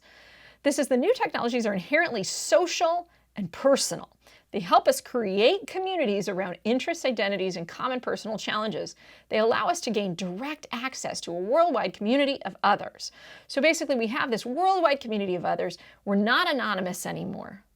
We can easily get people's advice, this worldwide network that we're plugging into, on where to find the best shoemaker in Brazil, right? The shoemaker in Brazil, the programmer in India, the apple farmer in our local community. It doesn't matter where you need a tip on somebody or something. You can reach out to this international worldwide network, and you can get, you know, this person or that person or that person, whether you need a programmer or an apple farmer or any of these people. You can get whatever you want. So the idea is that this is like a really, the shoemaker, the programmer, and the apple farmer primarily serve two. So all of these people represent diverse, right, things you need, things you can find across the world, right? Something like that. So I'm coming up with my perfect answer. What I always like to do is come up with my perfect answer first, and then I'm going to look down. Illustrate the quality of products and services in countries around the world. So this is a little bit weird because it's saying, what does this mean? This means that, wow, you know, fabrics in India are really high quality and shoes in Brazil are the best shoes, right? This is weird because I do think it says, you know, when you want to find the best shoemaker, it's like you can Yelp the best shoemaker, the best programmer, the best. It's not. And then what does it mean to illustrate the quality? If I'm illustrating the quality of a product, that means, oh, you know, the shoes in Brazil, they last for 20 years and they never wear out. Do you see how that illustrates the quality, right? I remember my old pair of Brazilian shoes. I've been wearing them for 20 years. That illustrates the quality of a product or service in a country around the world. There are a lot of, this to me is probably a detractor answer, meaning that it's very tempting. So I would put this as a maybe, but it's a little bit fishy to me because the emphasis, right, isn't what my perfect answer was. Illustrate the quality, right? And illustrate's a dangerous word. Illustrate means really show. This is how high quality they are. It says that they're high quality, but it doesn't illustrate how they're high quality. It does illustrate how broad the network is. You can be over here, or over there, or this or that, right? It's sort of this broadness is the feeling that I get. Oh, you could be a this, or you could be a that, or you could be a that. It has this sort of broadness to it. That's the vibe I get from like the this, the this, the this. So when I'm talking about vibe, it's like, what is, oh, over here, or over here, or over here feel like? That feels like a broadness, right? This doesn't have a broadness to it. So I'm really skeptical of that. Emphasize the broad reach of technologies used to connect people. Maybe demonstrate that recommendations made online are trustworthy. So demonstrate that they are trustworthy means to show that like, oh, like I'm going to show you that these are definitely trustworthy, right? That when we have recommendations online, I'm going to show you that they're trustworthy. Here's why I know they're trustworthy. I had this thing happen to me. This is how it went down. 58% of people, or 97% of people who had an online recommendation say that their online recommendation was correct, right? 50 whatever percent of people who read reviews say blah, blah, blah, blah, blah, right? That would demonstrate, it would show that they can be trusted. And again, what's the emphasis of, you could have a shoemaker over here, you can get this person over there. And the other thing is, what's the main idea of the paragraph? The main idea of the paragraph is that we relate in this new way, right? What's the main idea of the passage? Zoom out, okay? What's the main purpose of the whole passage? Main purpose of the whole passage is we relate in a new way. So we have this social kind of economy is the new norm, right? It's all about the social economy is where it's at, right? I don't think this demonstrates that it's trustworthy. It doesn't show me that this is definitely, I can trust this. I'm not like, oh, wow, now I know I can trust this. What it's saying is like, you can find somebody all over the world. And this network kind of tells us that, right? The shoemaker, the programmer, the apple farmer, that guy, that guy, that guy, all these random people, right? There's this broadness, this vibe. This is the vibe. The vibe of this is trustworthy, is you can trust me, right? The vibe of this is broad. The vibe here is broad. The vibe here is quality. So do you see how all of these notions are part of this part of the passage? And that's why this question is so hard. All of these ideas are there. But what you have to tap into is which idea is the main idea, which idea is the idea that's driving the whole passage, that's driving the paragraph, that's the vibe. And I would argue that the vibe here is broad. This or that, right? What does that feel like? It feels like you could be over here, over there, over there. Why are we listing off 3 people from around the world? To show you this idea that it's everywhere and anywhere, and we are connected all together across the world, and that is really cool, right? And that's what's building our social economy. It's this broad network. Call attention to the limits of the expansion of the global economy. It's definitely not the limits, right? This is absolutely wrong. It's totally off vibe, but we know that's wrong. But I can see how A and C are very tempting because there is this idea of recommendations made online, right? This is talked about, recommendations made online. There is this idea of you can find the best, so that you might infer, oh yeah, then those are trustworthy, right? It might say the best. You say the best is quality, right? But you see how I'm piecemealing this. Products and services in countries around the world. This is true. It's talking about products and services of countries around the world. Is it illustrating the quality? Is it saying these shoes have soles that last 30 years? Is it saying this code is the best code you have ever read because, right? Is it illustrating why this code is the best? No, it's not. It's not illustrating the quality. I don't have a vignette, a picture, an illustration of how high quality is. I have the knowledge of quality. That is not an illustration. The notion of quality I have. Maybe I emphasize the quality. But it's not emphasizing the quality of products and services in countries around the world. It's saying how we can get to the best, right? But this person, that person, that person, the idea there, the vibe there is broad reach. So that's answer choice B, okay? And I know this is hard, but if it were easy, everybody would be doing it. Okay, number 12. The passage's discussion of life in the Soviet Union in the 60s and 70s primarily serves to introduce the concept of social networking, maybe. It's definitely to introduce because it's the beginning, right? Demonstrate that technology has improved social connections, but this is not technological, right? It's a different social network. List differences between this and other countries? No. So whenever you have comparisons, comparisons are dangerous. This I have another video on in our reading videos. Comparisons are a danger. This is an example of a dangerous comparison. Oftentimes when it's like compared to things as a main idea, it's not right. Or primarily serves to. This is also a function question, by the way. Our last one, 11, was also a function question.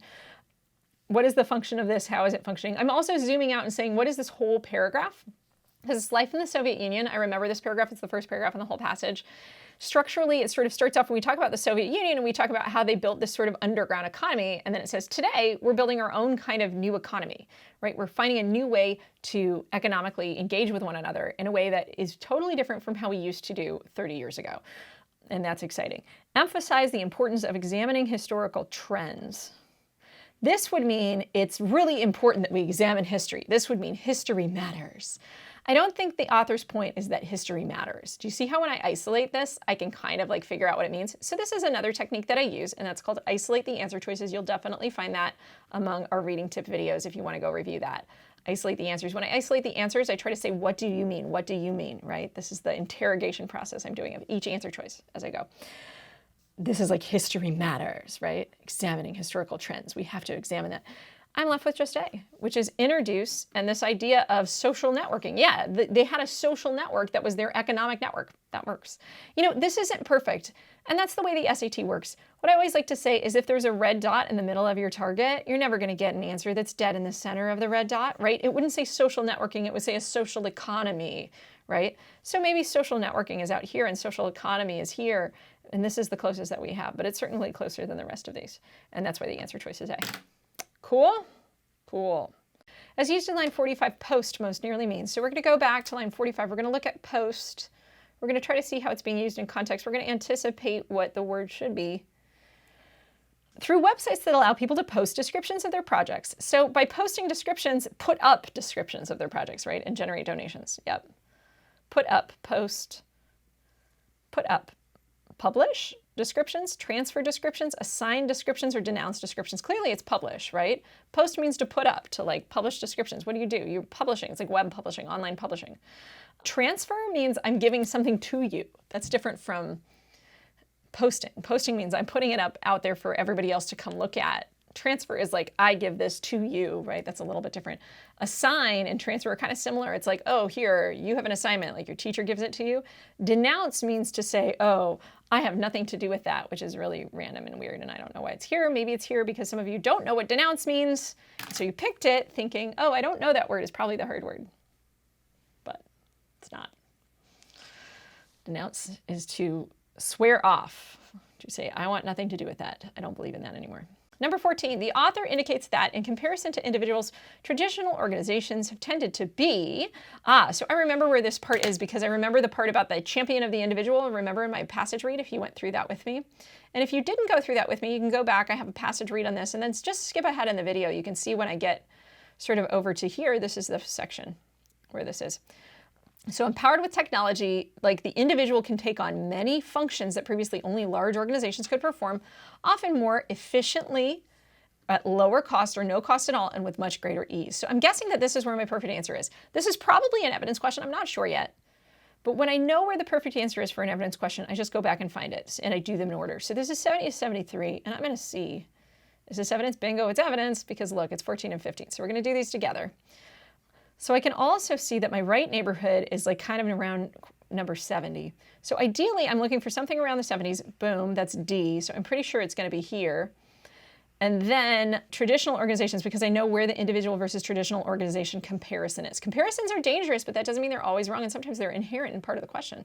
This comparison is something that we definitely have to take a look at. I know the only place where those two are compared is here, so I'm pretty sure that this is right. And basically, traditional organizations have been more expensive. That's not more innovative. No. Larger in size, less subject to regulations. I don't know about this. This is dodgy. Less reliable and less interconnected, or less efficient and more expensive. Boom, this is it. And I'm going to show you why this is true. So you can see how when I go through these answer choices, I can kind of see like this is efficiency and this is money. And then I'm going to go back to my quote and I'm going to show you where I find efficiency and money.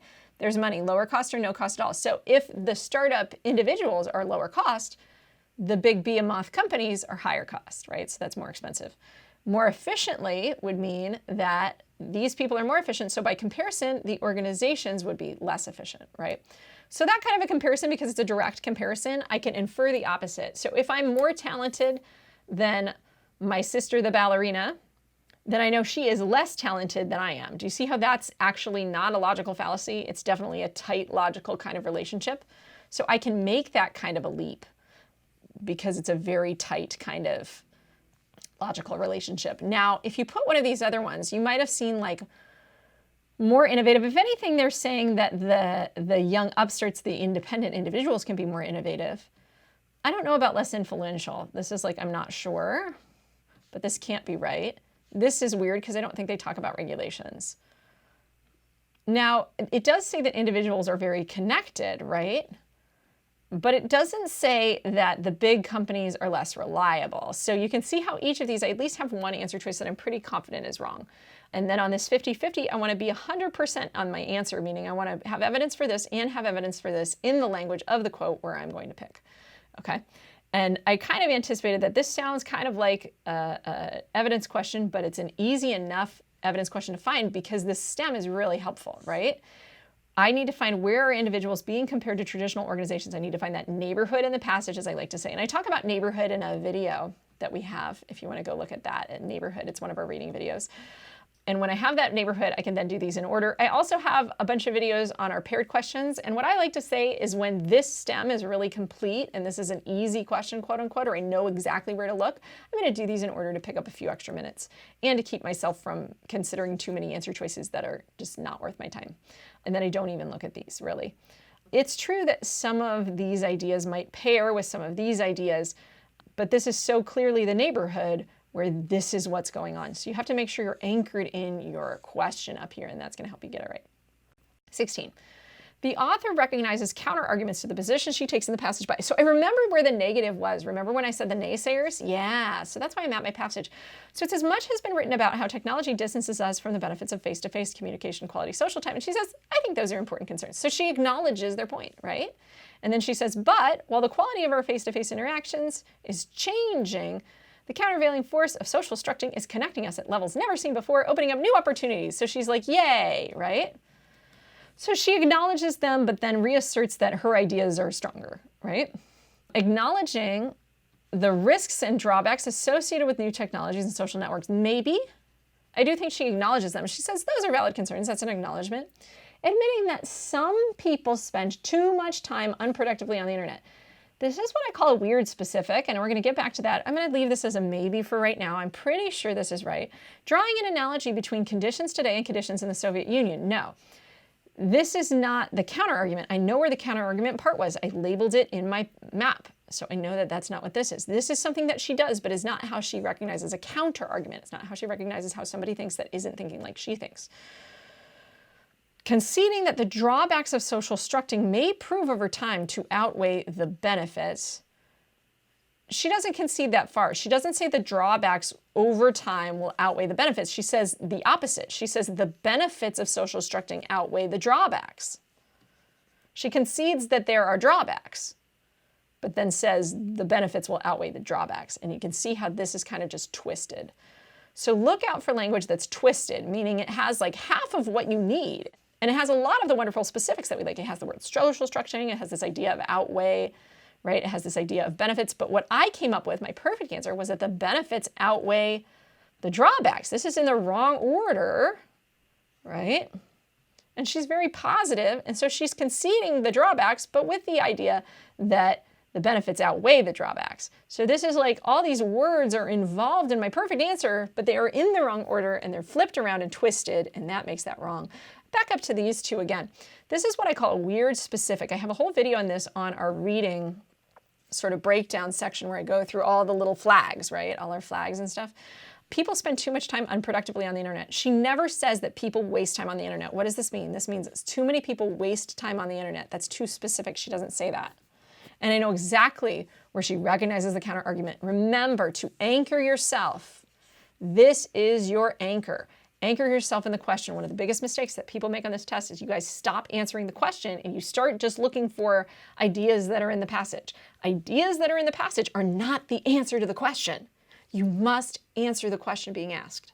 So look up at that question and see what it says. This says the author recognizes counter arguments to the position she takes in the passage by. So we need to find the section where the counter arguments are. We must be in the right neighborhood, as I like to say. So this is all about neighborhood. I talk about neighborhood in one of our reading videos. You can go through and find the one that says neighborhood. Go watch it. And again, this is a weird specific, so that's what makes this wrong. She never talks about people wasting time on the internet, and it's too specific to just make it up. I can't make that up.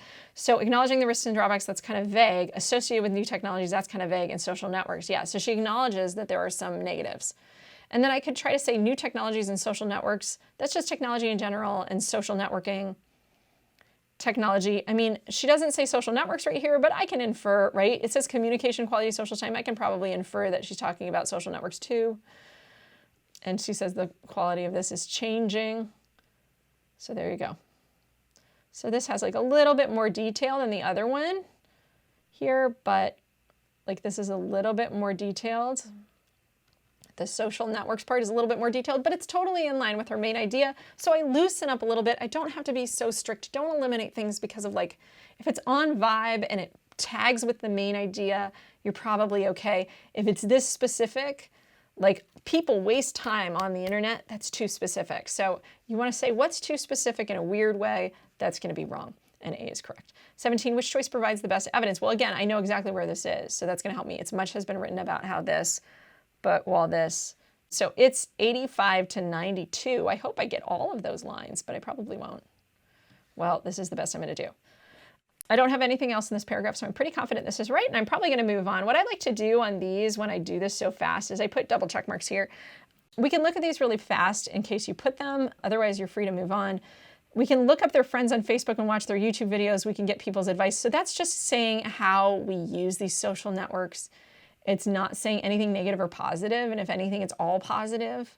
And it's not really the point where she's addressing the naysayers. So it's the wrong neighborhood, as I like to say. So it's not going to be right. And that's kind of one of my tricks with these evidence questions. This is how I pick up time on this test, is I know where my right neighborhood is. And if something's not in the right neighborhood and I've mapped my passage well, 79 to 84, the science, I can kind of pick up some time. They threaten many established institutions and offer a wealth for individuals to empower themselves. So this is just how the social structuring gives individuals power.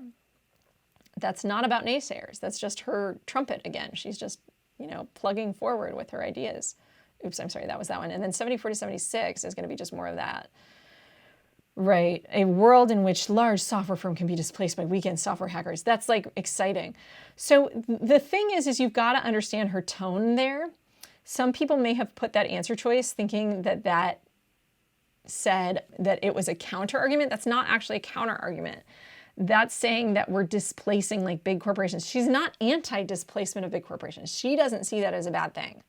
And you can kind of get that from her vibe. And so if you misunderstood that as a counter argument, I can kind of understand how maybe you might pick B, but that's just like you're not getting the passage. So you need to work on seeing sort of the they say kind of other people's opinions in passages and knowing that those people's opinions are different from the author's opinions and knowing how to read sort of vibe and tone and stuff like that.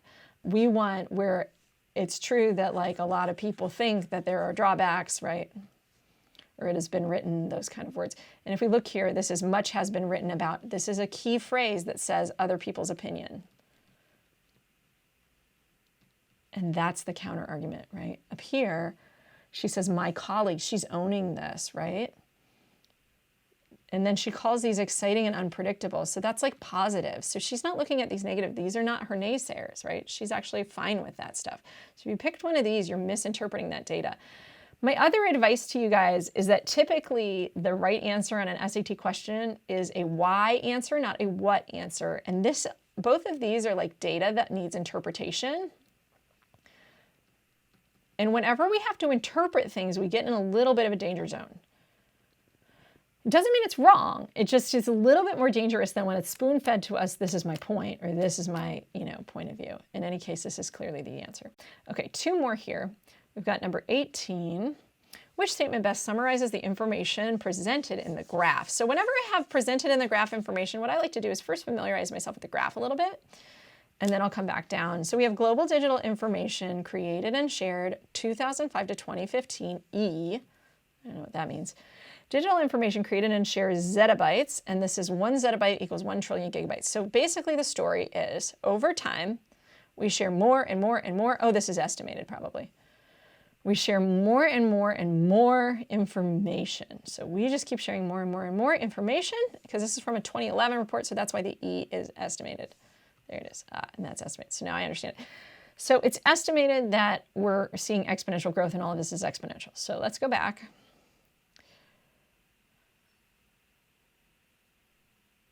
Far more people around the world own computers and cell phones today. That's not what the data says, though. It just says how many zettabytes of data are we trading.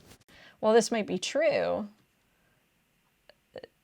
It's just how much data we have, not how many people have a cell phone.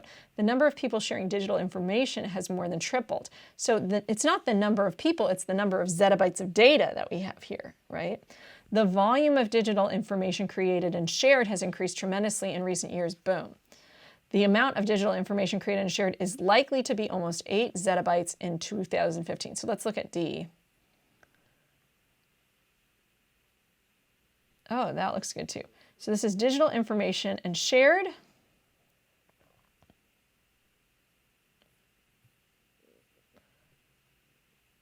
So now I'm going to go back up to the question, and it says, which statement best summarizes the information presented in the graph? Okay. Because both of these are true. This is true, right? But then I read D and I'm like, oh, D is true too. And maybe this is why you got stuck. But the SAT is not just asking you what is true. It is asking you for an answer to a question. So true doesn't make it right. And I think we have a video on this too in our reading section when I do my reading breakdown. So you can go watch that if you want. True does not make it right. These both are true. This is true.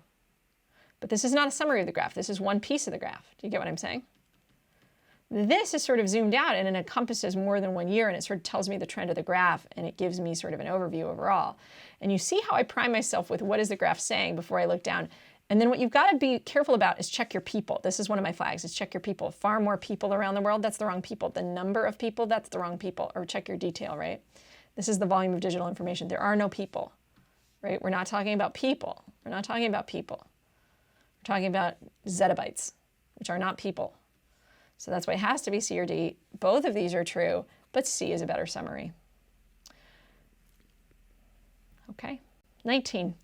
According to the graph, which statement is true about the amount of digital information projected to be created and shared globally in 2012? So I'm looking for 2012E on this graph. If you want to see how I read this graph, you can go back to the last question. I kind of get into my overview where I read through all these labels and stuff right at the beginning. So we have that this is 2, this is 3, so it's a like 2.6 or something zettabytes.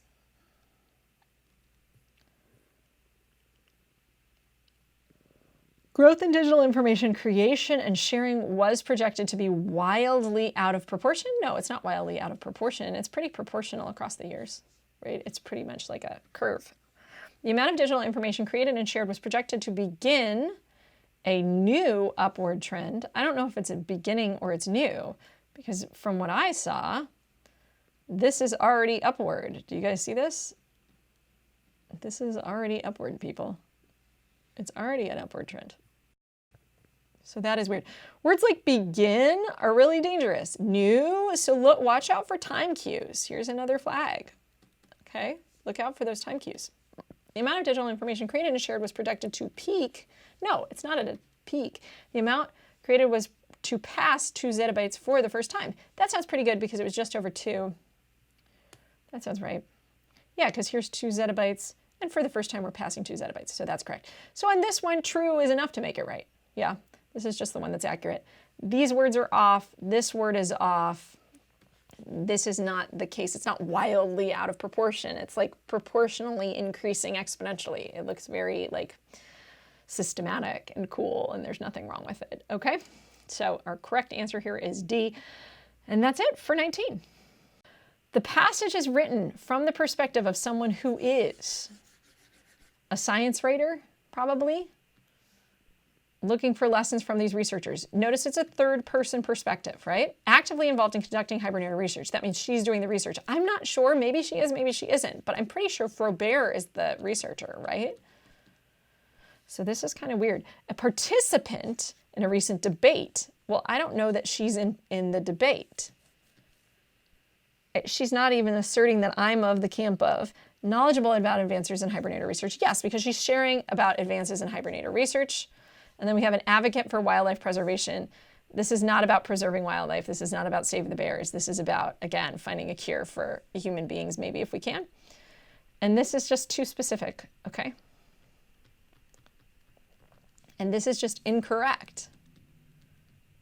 Is she doing the research herself? No, Frober is. She's not that person. She's just knowledgeable about it, okay? And this is more vague in general, and that's usually safer, right? The ones that are specific, you need to be aware of. Beware of specifics. Usually the specifics are going to make things wrong. Not always, but oftentimes they do, so be careful.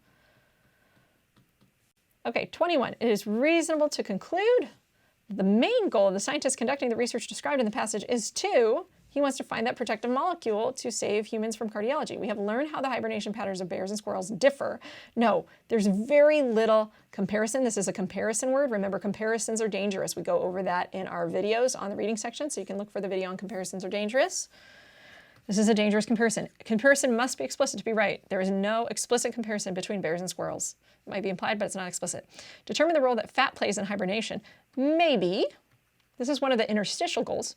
Illustrate the important health benefits of exercise for humans. No, this is not exercise. Helps you lose weight. No. Explore possible ways to prevent human diseases. Yes, because this is definitely paragraph 1 at the top. And now we're going to go to the evidence. Which of the following provides the best evidence for the previous question? So both of these sound possible. Let's kind of go through these. And this is one that I know a lot of you miss. 1 through 5. Understanding how hibernators, including ground squirrels, marmots, and bears, survive their wildlife may one day offer solutions for problems such as heart disease, osteoporosis, and muscular dystrophy. Again, you guys, if you remember in my passage read, I said this is our end game. End game is so important. We come back to our end game here. Frober says it's not yet clear how the bears keep their arteries flexible, but he hopes to find something that can stave off hardened arteries in humans as well. That means he wants to prevent heart attacks in humans. Okay? Between those two, you can see how both of those are really good evidence for D, right? Both of those sound really good. So A pairs with D, but we're not done yet because I do remember this being sort of an interstitial goal, so let's look for that. We have 10 to 13. This was just about how squirrels are fat. Remember, that is get fat. It's good for squirrels to get fat. That is not going to answer the main goal of the study. 31 to 35. To see how fattening up affects Scandinavian brown bears, Frober and his colleagues ventured into the wilds of Sweden. Okay. We want to know how fat affects the bears. Okay. Some of you picked this. I know what you guys picked. Some of you picked C, and then you picked B. Let's figure out why this is wrong. First of all, I know that A and D pair, right? I know these pair. I know those pair 100%. Let's isolate B and see why it's a little bit wonky, okay? Determine the role that fat plays in hibernation. What does fat do for a hibernator? Wait a minute. I already know what fat does for a hibernator. Fat feeds the bear while it's hibernating. Fat is the food source for the hibernator, right? I already know the role that fat plays in the hibernator. What I want to know is how do bears cope with their fattiness in such a way so that when they're hibernating, they don't croak? I already know the role that fat plays in hibernation. Fat plays the role of food source. You get what I'm saying? It does. I think I know that. Fat is our food source. They already tell me that. So is this the role that fat plays in hibernation?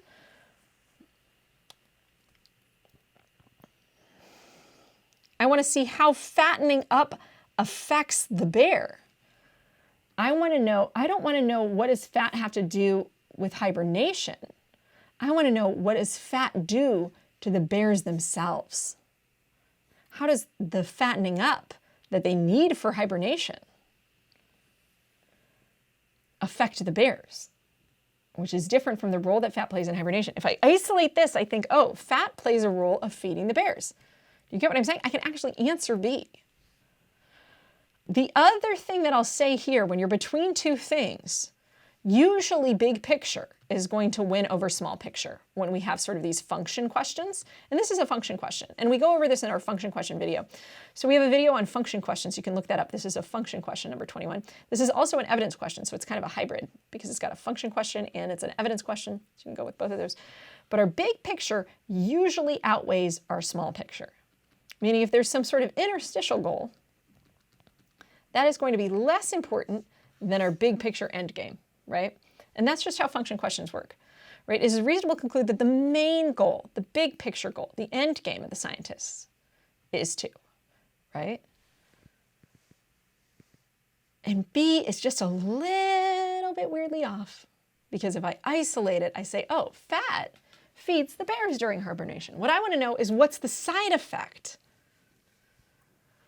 of the role. The role is like what it does that's like necessary, right? The side effect or the like how does it affect the bears or like how do they have a coping mechanism, that's more complex than the role fat plays. What they actually want to know is the effect of the fat on the bears, right? I want to know the role, not the role fat plays in hibernation, but the effect. Do you see how I have to change these words around to make this work?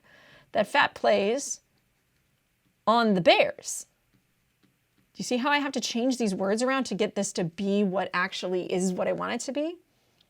And that's a little bit too much manipulation when this I know works and this is perfect. You see what I'm saying? It's not a little bit off. So sometimes, you guys, this is a case of where dead center, I do have a dead center answer, and then I have another answer that's like right here that's very close to what could be another kind of dead center answer of sorts, maybe. But you get what I'm saying. This is a little bit weird when I isolate it. And so then between the two, I can kind of say, you know what, I'm going to pick D. It's the big picture over the small picture. That's usually how the SAT weighs things. And I see that this is not actually the role that fat plays in hibernation. The role that fat plays in hibernation is feeding the bear while they sleep. They already told me that. I want to determine the effect of this fat on the bears so that we can glean some wisdom for human disease control and obesity management. Number 23. Main effect of the quotations by Andrews in lines 10 to 18 have on the tone of the passage. So I'm looking at the quotations by Andrews 10 to 18 and I want to know tone. So I'm looking for some vibe. 10 to 18. Fat is where it's at for a hibernator. So this is casual. It's catchy. Fat is where it's at. You bring your own lunch with you. Isn't this fun to read, everybody? They make it catchy. It's conversational. It's not a bleak tone. So bleak is like sad. That's wrong. They create a conversational tone. Boom. Relating scientific information in everyday language. Perfect. They create an ominous tone. That was not. Fat is where it's at. That is not ominous. Ominous is like foreboding and like boom, boom, boom. So if you don't know these words, get out a notebook, write them down. You got to work on this vocabulary. My best advice for you guys who need to work on your vocabulary, get a notebook that you use as you go through each practice test and write down every word you don't know, or circle them as you go, like, or make some sort of like funny mark, box them out or something. And then after you get through the whole test, go and make a whole vocabulary list from everything that you didn't know. Look up every word you didn't know. They create an absurd tone. Absurd is like, ha, ridiculous, crazy. Using the images of animals, acting as if they were human. Fat is where it's at. That's not an image of an animal acting as if it's human. Fat is where it's at is just like a rhyme.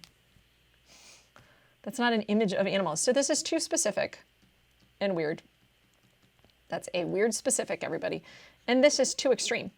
We also talk about extreme answer choices in our reading video, so you can go listen to that. But too extreme is going to be wrong, too specific is going to be wrong, and that's why D is wrong, and B is perfect.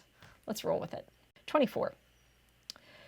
As used in line 19, stores most nearly means, and I'm pretty sure this is their fat stores, if I remember correctly.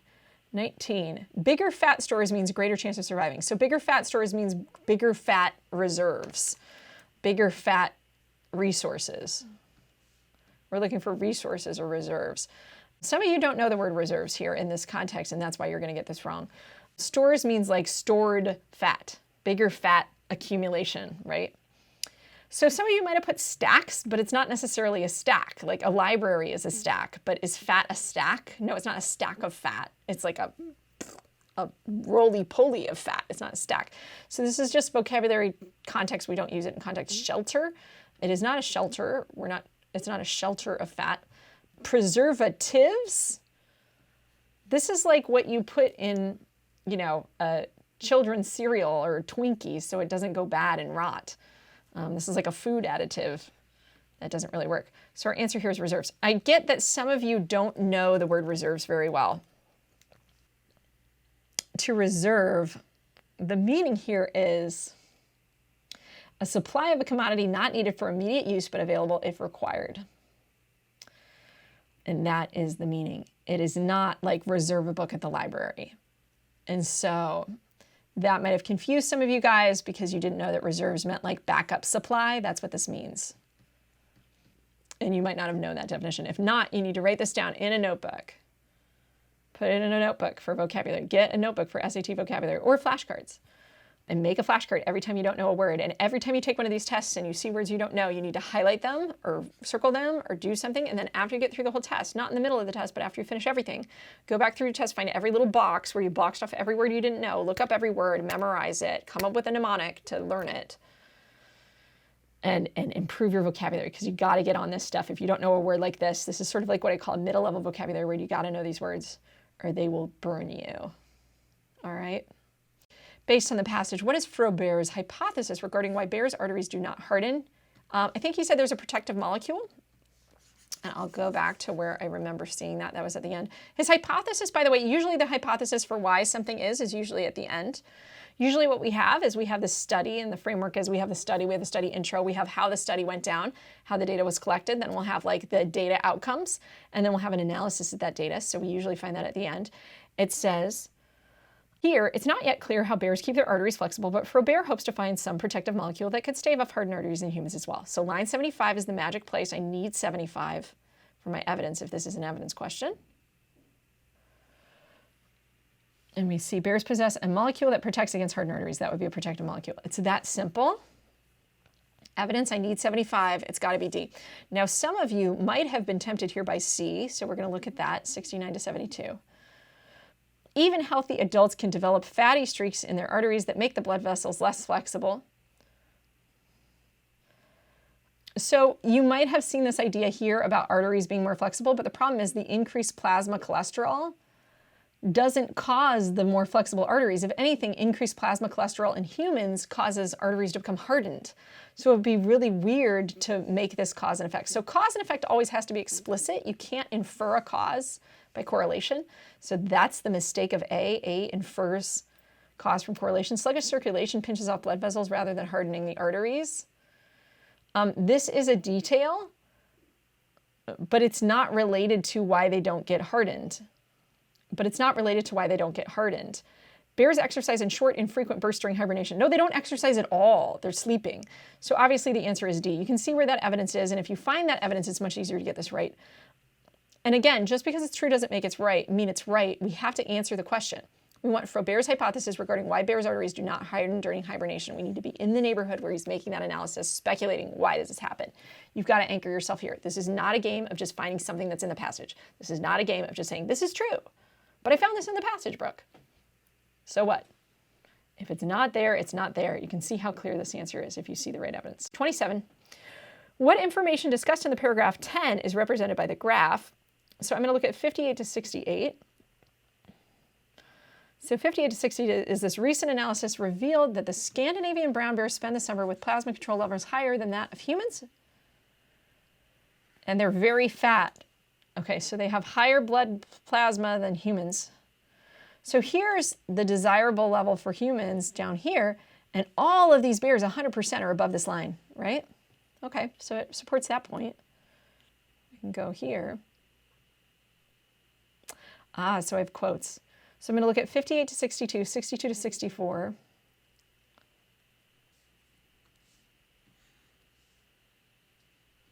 So it says they get 0 exercise. There's no exercise in this chart. The fact that they get 0 exercise is not in the chart, so that's out. They have plasma cholesterol levels considered high for humans. I know that this is in the chart, so I really like A. Lolling about in the den pinches off blood vessels. That is not a detail that's in the chart. Contributing to sluggish circulation. That is not a detail in the chart. I don't have anything about circulation. I don't have anything about blood vessels. And the rest of this is just saying in humans this isn't, but that wasn't about humans. So all we have is A. And you can see how that was that first kind of thing that I read, but I didn't realize how it was formatted because I hadn't looked down, and sometimes that happens. But we can see that here, this 58 to 62 recent things have reported that they have higher levels than what humans can handle. And that's that. What statement about the effect of the hibernation in the 7 bears is best supported by the graph? So what's the effect of hibernation? Only one of the bears did not experience an appreciable change in its total plasma level. Let's go back up and see. So we have one bear here where his blood plasma level is stable, and then everybody else is going down, down, down, down, right? Because this is milligrams, this is hibernation active, so their blood plasma goes down, except for this one guy who's kind of a flat line. Okay, so A seems true. Let's look at B. Only one of the bears experienced a significant increase. No, I don't think anyone had a significant increase. He maybe had a slight increase, and it's not really appreciable change. Now, some of you don't like A because you don't like this word appreciable. This means noticeable. Again, write it down if you have a vocabulary list. This is a noticeable change. If you didn't know that meant noticeable, well, now you know.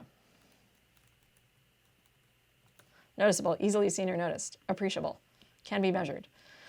Significant is just incorrect. All of the bears achieved the desirable plasma cholesterol level for humans. No, they're all above it. And it's not desirable. Cholesterol we want to be low, not high. So this desirable could have been like a misinterpretation or a misunderstanding that like cholesterol is good, but cholesterol is actually bad. So it's not an achievement to have high cholesterol, and this is kind of like a misconception if you got that answer choice. The bear with the lowest plasma cholesterol level in its active state had the highest total plasma cholesterol during hibernation. So I'm going to say, did the lowest have the highest? So that would mean this guy down here would be this guy up here, which is not true. It doesn't cross the whole pack. So that is not true, because that means that dot would be then down here, which is not the case. So A's got to be the answer, because it's the only one that I found that worked. And I can kind of go through all of them. I do recommend, if you have the time, to go through every answer choice when it comes to these chart and graph questions, because sometimes you can make a careless little error or not see something or have misread the chart or something. Or sometimes 2 things will be true and only one will be the better answer choice. So it's always good to kind of read all of them if you can, and that's why I went through all of them. 29. Which choice best describes the structure of the first paragraph? So, first paragraph, if here's the problem of our age is this. They've changed, da da da da. The contrast between this and this Here's a turning point, however. This change, however, is not to be deplored, but to be welcomed as beneficial. So he describes a change, and then he makes a commentary on it, right? He says, this is the problem we've got. A personal history. So a personal history is my mother was born in blah, blah, blah, and I was born in Derry, right? That's I. Here's what happened to me when I was growing up. So that's out, okay? I can isolate this. I can understand what it means. I can translate that. So as you read these, translate them into real world kind of situations, understand what they mean. I know this isn't a personal history. It's not I. A position is stated, maybe. Historical context is given, maybe, and earnest advice is given. Yeah, he gives earnest advice at the end. He's like, this is the way it is, suck it up, right? There's my little note right there. Certain principles are stated, opposing principles are stated, and a consensus is reached. This would be like, here's one idea, but on the other hand, other people think the opposite. Here, let us both agree. I don't see that there's like two sides, like he's the only arguer here. I don't feel like he's like, oh, but then there's this opposing thing and then a consensus. This is a little bit weird. A historical period is described. What historical period? And its attributes are reviewed. This would be like the blah, blah, blah period is a period known for blah, blah, blah, blah, blah. So this sounds the best because I probably have each of these, and I'm going to go back and show you where each one is. We have a position as stated. So we have the problem of our age is. That's a position, right? Here's my point of view. Historical context is given. In former days, here's historical context, there was little difference between the dwelling of blah, blah, blah, blah, blah, and the chief. The contrast between this and the laborer with us today measures a change which has come with civilization. So this is contextualizing it. That's maybe a little bit of historical context, right? Back in the day, the farmer had nothing. Earnest advice. Earnest is like, I'm really getting in your face trying to tell you this. But whether the change be for good or evil, it is upon us, beyond our power to alter, and therefore to be accepted or made the best of. It's a waste of time to criticize the inevitable. This is definitely advice. Don't waste your time, people. Don't criticize the inevitable. It's just stupid. You're wasting your time. Okay, that's his earnest advice. So I'm going to go with B. Number 30. Author most strongly implies which of the following about the ties of brotherhood? Line 2. So the ties of brotherhood. The problem of age is the proper administration of wealth, that the ties of brotherhood may still bind together the rich and the poor in a harmonious relationship. So the ties of brotherhood is this idea of like the ties of like who we are as mankind, that we're going to be bound together, rich and poor. We're going to be friends, right? They were always largely fictitious. No, he's not saying they were always largely fictitious. If anything, he's saying like way back in the day, we weren't as separated, right? Because that's the price we pay for industrialization, is this separation, this gap. They are stronger at present than they ever were before. No, if anything, they're strained. They're more seriously strained in the present than in the past. Yeah, because we have this friction between the labor and the boss, right? In a way, because there's an inequity. Yeah, and we used to be closer together. Everybody lived in a crappy cottage. And you had the man who was in charge and his apprentice, and then the apprentice learned stuff, and then he got better, and then whatever, right? And everybody lived in a hut. They will no longer be able to bring together the rich and the poor. So this is a little bit extreme. This I know is true. But do you see how this is more extreme? So we always want to avoid the more extreme answer choices when we're between two answer choices. This is almost reasonable. They will no longer be able to bring together the rich and the poor. He's saying that's the problem of our age, is to administer wealth in such a way that the ties may still bind. He's got a little bit of hope here. Do you see that? And this answer choice has no hope. No longer be able to. They may still, this is no hope. This has hope. So C is going to be our right answer. Number 31. Author uses dwelling, dress, food, and environment as examples of wealth. In former days, there was little difference of the dwelling, dress, food, and environment of the chief and those of his retainers. Standard of living, wealth, right? Things more valued in the present than those in the past. Bare necessities of life. Things to which all people are entitled, possible indications of a difference in status. This is it. You saw my perfect answer. You guys see how I come up with that perfect answer? I came up with standard of living, or like measurements of wealth. What measures our wealth? Or here, status. It's close enough. I had to adjust it a little bit. Differences in status. I would say wealth, but status is like one circle out, right? As I like to say, what you're looking for is not the perfect answer. You're looking for closest to perfect. And if there's one word that's been budged a little bit, it's often right. Things to which all people are entitled. This sounds really strong. He's not saying everyone's entitled to dwelling. Bare necessities of life. Well, these might sound like bare necessities of life. What is the purpose of him using these examples in line 7 to 8? He's using them in order to say, hey, in these ways, like if we look at these measures of a standard of living, these measures of wealth, we can look and see, oh, you know, there wasn't a lot of difference, but now there's a lot of difference. So these are stand-ins for wealth itself, right? So I'm looking for something that's closest to that. If I don't have that, then I'm missing the argument. Do you guys see that? He uses these. This is what we call a function question. So if you missed this, you can go, we have a whole video on function questions and how to approach these. But function questions are all about the main idea of the area where the question or where the material is. You're looking for that main idea of the paragraph. What's the point, right? Not just what could these be. You get what I'm saying? I don't want you to isolate these words and say, what are those examples of, right? This is a comparison. Comparisons are often dangerous. More valued in the present than in the past. They're not more valued in the present than in the past. They were just more similar across socioeconomic strata in the past than they are today. And they're not the bare necessities. He also says later, I think in the passage somewhere, that like what once was like privilege is now become necessity, right? What used to be like frills is now a basic need. Like for example, like having 10 outfits, that's like a need now. Like people would look at you weird if you wore the same outfit every day. Like 200 years ago, people probably wore the same outfit every day. There you go. 32. Author describes some people who live in the houses of some as interested in this. So I'm looking at line 15.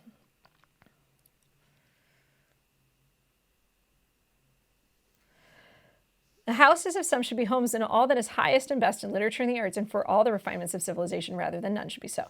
So these people who live in these houses are into art and literature and refinements of civilization. So that's what I'm looking for. Art, literature, and refinements of civilization. Art, lit, and civilization. So all the finer things in life. The pedigree of their guests. This is what I call weirdly specific. It never mentions guests. Do you see how this is a really specific people group? And it's weird. That was not mentioned in the passage. So if you were torn between like C and D here, the pedigree of their guests is not mentioned. It's not about what human beings they want to visit them. It just says they enjoy art, literature, and all the lovely things of civilization. These are all, in summary, advantages of culture. The size of their homes. No, they're not interested in the size of their homes. Their hobbies are not the size of their homes. Their hobbies are art, literature, and civilization. So make sure you anchor yourself to the question. This is one where some people put B because B is in the passage there, kind of. It talks about the size of their home, but it doesn't answer the question. They're not interested in house sizes. They're interested in arts. This is out. Materials from which their houses are constructed. That's really weird and random. I think most of you probably eliminated that, but there you go. Okay, that's what those things are. They're interested in these things. What are those things? Those are the advantages of cultures. And we're done. Which choice provides the best evidence to the previous question? Well, I'm looking for art, literature, civilization. I want that one line right there if I can get it. So this is 15, 16, and 17.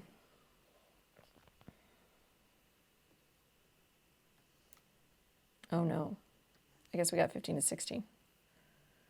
The houses of some should be homes for all that's highest, best in literature and the arts. Okay, I'll take that. That's good enough. Now let's just talk about why these are wrong. The palace of the laborer, 9 to 10. The point of those two lines is the contrast between the palace of one and the palace of the laborer. That's talking about the contrast between the homes. That's not talking about who the houses of some are interested in. Much squalor, 18 to 19. Let's check that out. Much better this great irregularity than great universal squalor. So that's his argument, that better that we have inequality and some rich people than everybody's poor, which kind of has nothing to do with what are people in the houses of some interested in. You get what I'm saying? And the answer is art and literature. So that just doesn't answer the question.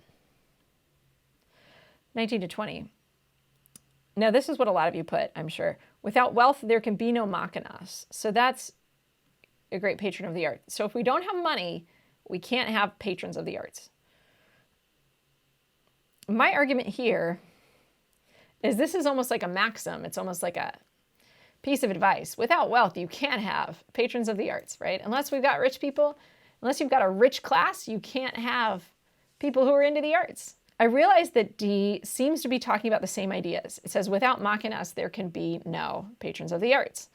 But this is just a more specific question. This says the author describes the people who live in the houses of some. It's saying he describes in line 15, these people. When does he describe these particular people?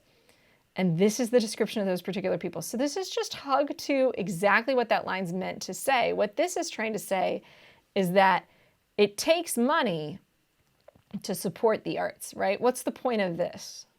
It takes money to support the arts. What's the point of this?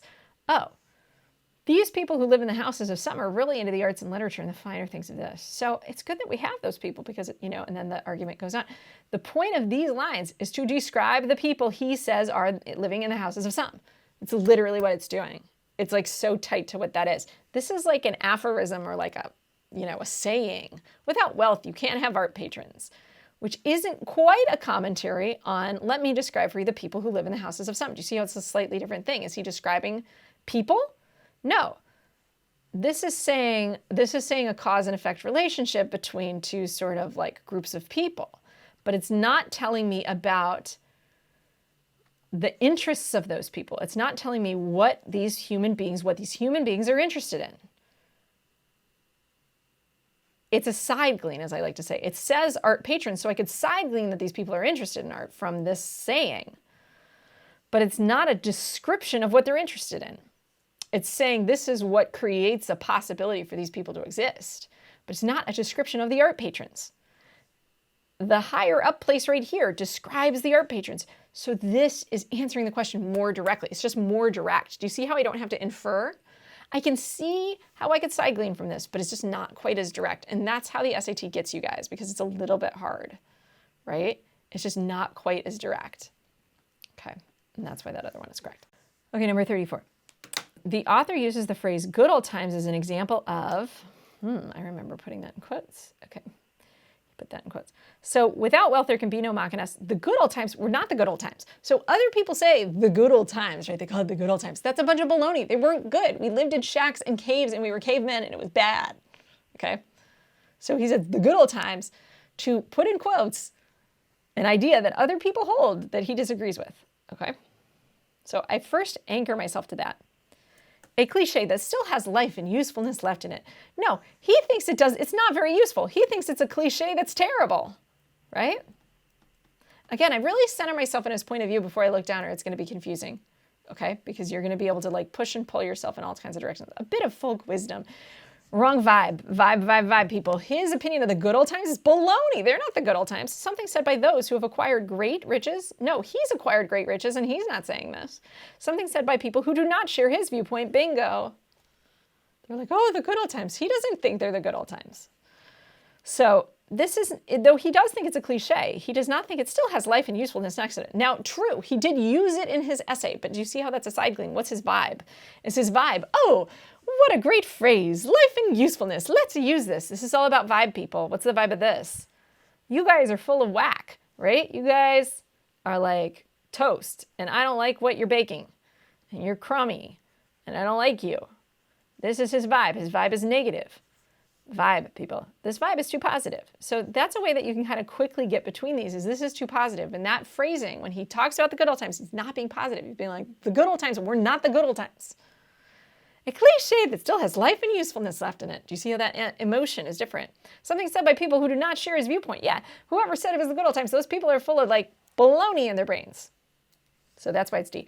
So vibe is a way that you can tell the difference between these a little bit faster than like logically breaking it apart. So that's why I like to teach vibe. If you can zoom out and dance a little bit over the question answers, you can get through this and things will magically start to get easier. What is the author's main point about the disadvantages of the modern economic system? Now, I'm going to recall this from my passage read. If you didn't go through the passage read, we have a whole video that's just me walking through the passage. And this one really comes down to, did you get the passage? Disadvantages of the modern economic system is that it's created this gap between the rich and the poor because, you know, the big boss is like this mythic character and the little minions do all their work and he's got to keep the wages down because it's a competitive market and then people whine because their wages aren't high enough and there's friction. It provides only a few people with advantages of culture. No, his argument is that everybody gets the advantages a little bit, maybe. I don't know, maybe. I'm kind of iffy on this because he really does think it provides everybody with advantages. The advantages of culture goes back to language, though, that's in the first paragraph, and I don't know if that's in the section where he's talking about the modern economic system. It replicates many of the problems experienced in the past. No, it's not replicating the problems of the past, it creates a new one. It creates divisions between different categories of people. Bingo. Here's the big thing, guys. Main point. Do you see that? You see how I come up with my perfect answer? It must be the main point. His main point is that, oh, only a few people get to participate, and that's horrible. That's not his main point. His main point is there's a gap between the rich and the poor. We've got to keep this brotherhood going, right? It gives certain people great material advantages over others. D and A are almost the same answer. Do you guys see that? It'd be really hard to choose between them. This is all about main idea. Find the main idea first, then look down. It's going to be easier to find it then. But his big idea is a gap, and this is just summarizing the passage. Again, go back to my passage read, and I'm going to walk through with you if you didn't get this right. And you can kind of see how this point emerges, okay? That's why it's so important to get that read. That's why I always read these first, and I don't try to piecemeal them, because the main idea is so important on these. The test is really testing reading comprehension straight up on these history passages. You have to get it. And if you don't get it, it's going to be hard to get everything right. I'm pretty sure the neighborhood's going to be late. 65 to 66. Let's check there first. All intercourse between them is at an end. Well, that's pretty bad. Nobody's talking to each other. That's a maybe.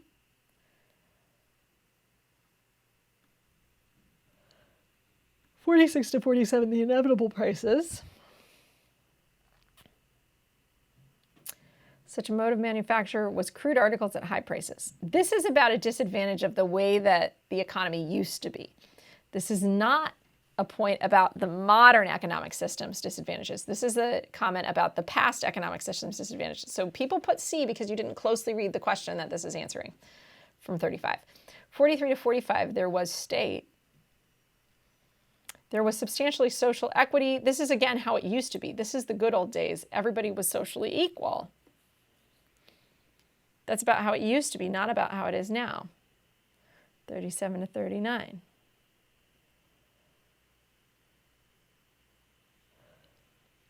The latter living with the master and therefore subject to the same conditions. Again, this is about the past. So the problem with all of these other quotes is literally they're not about the modern economic system. They're about the past economic system that he's comparing the modern system to.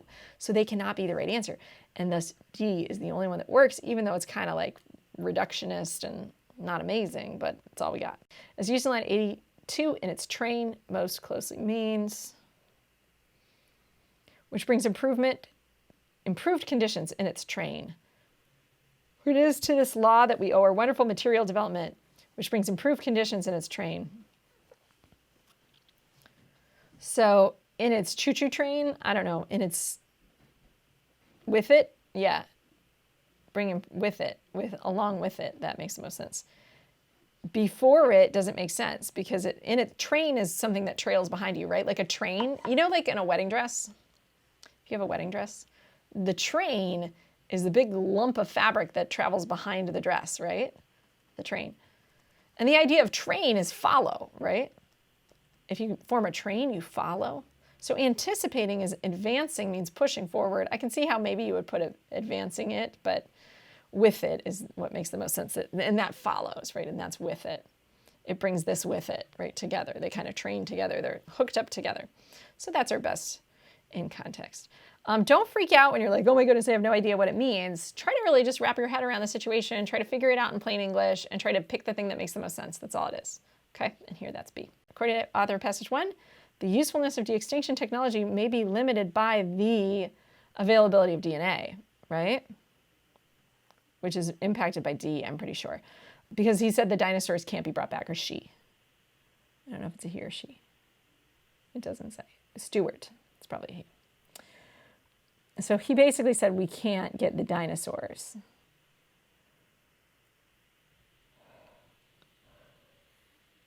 Only species whose DNA is too old to be recovered are the ones considered totally extinct. So this is that. And so it's D, and there's our evidence, which is 9 through 11. I hope this is an evidence question because this is easy points if it is. Indeed. So I think it's probably around 9 to 11, but that's 7 and 9, so I'm going to read both. So this says, thanks to new developments in genetic, maybe eventually bring the animals back to life. So that's just talking about, but the limitation doesn't come until this next one. Only species whose DNA is too old to be recovered are the ones totally extinct. This is the limitation. The limitation doesn't come till that line, and that line is 9, 10, 11. 9, 10, 11, boom. It's definitely B. So with this, I would move on. I like to do these fast. If they're easy enough to do in order, I do them in order and I move on, and that just saves me time. Could I go through these? Sure. And I'll go through them with you guys right now. But my advice to you guys is if you can do these in order and you don't have to check every one of these and do them backwards and stuff like that, don't do all that crazy backwards annoying stuff. Just do it forwards. And sometimes it's much more straightforward and it's much easier. If that's an easy question, you know where to find it, go find it, get it right, be done. 13 and 13 to 14, it will be difficult. It will be expensive and difficult. It will take decades. It won't always succeed. These are all the voices of people who are naysaying. So that says money, right? But this says de-extinction technology, right? Now maybe these are limits. It's expensive and difficult. It takes time, decades, right? It won't always succeed. You will fail, right? But as you can see, amount of time scientists are able to devote to genetic research, that's time, but it's not the same time. I think D is better because these are not his voice. And this is a they say, I say kind of distinction. These are the voices of people who are like, why even try? These are the naysayers. So this isn't totally his voice, okay? And when I look at this, it says the author of passage 1 suggests that the usefulness of de-extinction technology may be limited by the, and this says the technology may be limited by, right? It doesn't say the process. It says the technology that we only, the new developments in genetic technology are up here. Do you see how the technology is up here? But this is a limit applied to the technology. Do you see how this is closer to the language of this? This is closer to this neighborhood. The point of this information is to say there is a limit to this, wow, gee whiz. That is the point of that.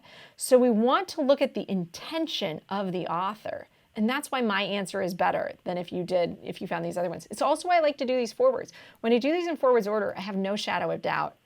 When I start to work backwards, if you worked backwards, if you followed that tip, you see how these start to be detractor answers. These make me worry.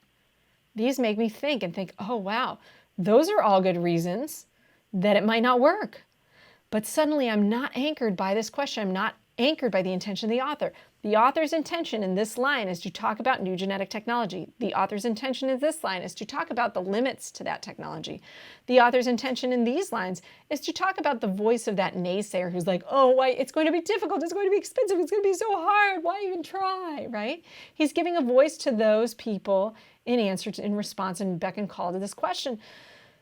But his purpose is not to actually say that these things are actually a negative on the technology, that these are the voices and the worries that he's going to overcome with the wow, gee whiz kind of vibe that he goes here. And he's going to say, why? The same reasons. And he's going to actually counter those. You know, you're so worried, but here's why. There's a good reason, right? This guy is totally pro bringing dead animals back, right? He's totally pro this. He's very positive toward it. And that's the purpose of those lines, is not to suggest that there's limits to de-extinction technology, but rather to give voice to those voices who are the naysayers that he's about to throw under the bus as he tells you why this is so wonderful and important. So those aren't actually his voices. That's not actually his intention. That's not his voice. And he uses those as sort of a counter voice to balance his voice. And he does not use them in order to say what limits de-extinction technology actually has. And that is why our answers are D and B, and not A. Complexity of the DNA of an extinct species. You might have gotten that. It was difficult. Maybe you would think that, but this is too specific for just it was difficult, okay? That's too specific. We don't have that level of specificity, so you can't get that specific. But again, it comes down to the author's intention. What does each line purposefully do? What's the purpose of each line? I've got to stick to that. I don't want to get muddied up in here. And again, that's why I do these in order, because it keeps me out of the mud. Because it keeps me on par with what's the question. I just answer the question and it keeps me out of that mud. All right, let's go to 40. As used in line 27, deepest most nearly mean at its deepest level. So here we're going to go to line 27. The awe and wonder that drives conservation at its deepest level. So like, bum, bum, bum. You know, this is like the beginning of like the Lion King. We're like the circle of life, and we see all the animals dancing, and we're like, oh, life is so amazing. Conservation, this is what drives conservation, right? Ah, Animals alive. Deepest. You know, I'm singing the Lion King opening in my head right now. Most engrossing. Engrossing means conservation is like a TV show I can't put down. That's not quite it. It's most like, sacred, like deep, like, this is my heartbeat. Most challenging. Challenging doesn't make sense. Most extensive level. Most extensive means broadest. It's a little weird. Most fundamental. Yeah. This is like the circle of life. I'm singing the Lion King in my head. Right? Have you guys seen the Lion King? Like the beginning, the opening, when all the animals are like gathering to see the Lion King, and it's like, oh, life is so amazing, right? And you almost want to cry because there's this baby and it's amazing, right? At its most engrossing level. Conservation has an engrossing level. This is like I'm hooked to the TV level. Like, whoa, I can't stop watching. Like you can't take your eyes off it. Like, whoa, that's crazy. But no, it's like, my heartbeat, right? It's like, at its deepest level. So this is like core, basic, foundational. If I get stuck between things, I like to then isolate the words and try to say what they mean. Most extensive would be thorough, detailed, long-lasting, far-reaching. This would be core, basic, foundational, fundamental, right? Most engrossing is like, wow, entertaining. You see, I'm totally on a different tangent here. That's wrong. So when you're stuck, isolate these, think about the connotations, think about their synonyms, and that's going to get you closer to what the answer is. And this is my like, vibe. Indicate that the matter of shrinking biodiversity should be primarily considered a big deal because we need to save it, right? Historical anomaly, that means it's like kind of a weird thing. I don't know, maybe. Global catastrophe, yes, big deal. There it is. Scientific curiosity, how curious. No, that's not his vibe. He's like, oh, political problem. It's a big problem, but political isn't quite the nature. I'm pretty sure it's global catastrophe. Let's see if this is evidence. Indeed, it is. So I'm going to look for where the evidence would be that this is a big deal. And I think it's like kind of all over the passage, so I don't know where to start. Let's look 37 to 41, 42 to 45 first. Species today are vanishing in such great numbers, many from hunting and habitat destruction, that the trend has been called the sixth mass extinction. All the animals are dying. This is terrible. That's B. That's definitely B. I'm liking A. Let's look at 42 to 45, but I'm pretty sure that one's the one. 1, 2. I know you're like, Brooke, can you just read the passage aloud for me so I'll get all the vibe? That would be great. No, is the answer. I can't come with you to the SAT and read aloud to you. A program to restore extinct species poses a risk of selling the problem, false promise that technology alone can solve our ongoing environmental woes. No, this is just a problem with reviving extinct species. It's going to like delude the public into thinking we don't have to preserve any animals anymore because we'll just bring them back. So that's not the point of this. And this is not about shrinking biodiversity. That's actually about the like re-speciation against blah, blah, blah, irresponsible. Let's look at that, 53 to 55. Against the backdrop of costly and flamboyant looks irresponsible. Of course not. So that's comparing like re-speciation to biodiversity. This question is not that complex. This question is just about shrinking biodiversity. You see, there is no mention of re-speciation. So this is just in the wrong situation here, wrong place. Such investigations should be conducted under the mantle. And this is talking about particular investigations of ideas within the re-speciation genetic technology of reviving old genes and pulling in old genes from like fossils and stuff in museums. So it's definitely A here, and you can see why that's true. Okay? Cool. Be in the right neighborhood, as I like to say. You've got to be in the neighborhood where that's like the main message, and that's all that's being talked about. 37. Great most nearly means 37. 5, 6, 7. They are vanishing in such great numbers, such huge numbers, such large numbers, such wonderful numbers. No, wrong vibe. Such lofty numbers. That might be high, but that's not the vibe. Such intense numbers. What does that mean, intense numbers? This is on vibe, but the meaning is weird. Okay, so if you put that, the meaning's weird. What is an intense number? It's weird. It's just large numbers. It's just big, great numbers. Great just means large there. The reference to black-footed ferret and the northern white rhino are species that have lost a lot of their genetic diversity, and so maybe we could pull up some fossils of extinct ones or dead individuals to bring back some of that diversity. So there examples, and I remember this from my passage read, but if you look back here, for example, so if I have for example written here, I want to look up, that's not to say that the de-extinction aspects of it could conceivably help save endangered species. For example, extinct versions of genes could be reintroduced into species and subspecies that have lost genetic diversity, such as the black-footed ferret and the northern white rhino. They have lost a dangerous amount of genetic diversity. It's right there. What is that? Gene pools are compromised. They've lost genetic diversity. It's the same idea. So I get that compromised, you might not know that word. Now, this doesn't mean we're not accounting for types of animals whose numbers are dwindling, right? I'm not just accounting for here are some types where their numbers are dwindling. It's true, their numbers are dwindling. But he gives the example to say their genetic diversity, this is the point that he brings up for them, their genetic diversity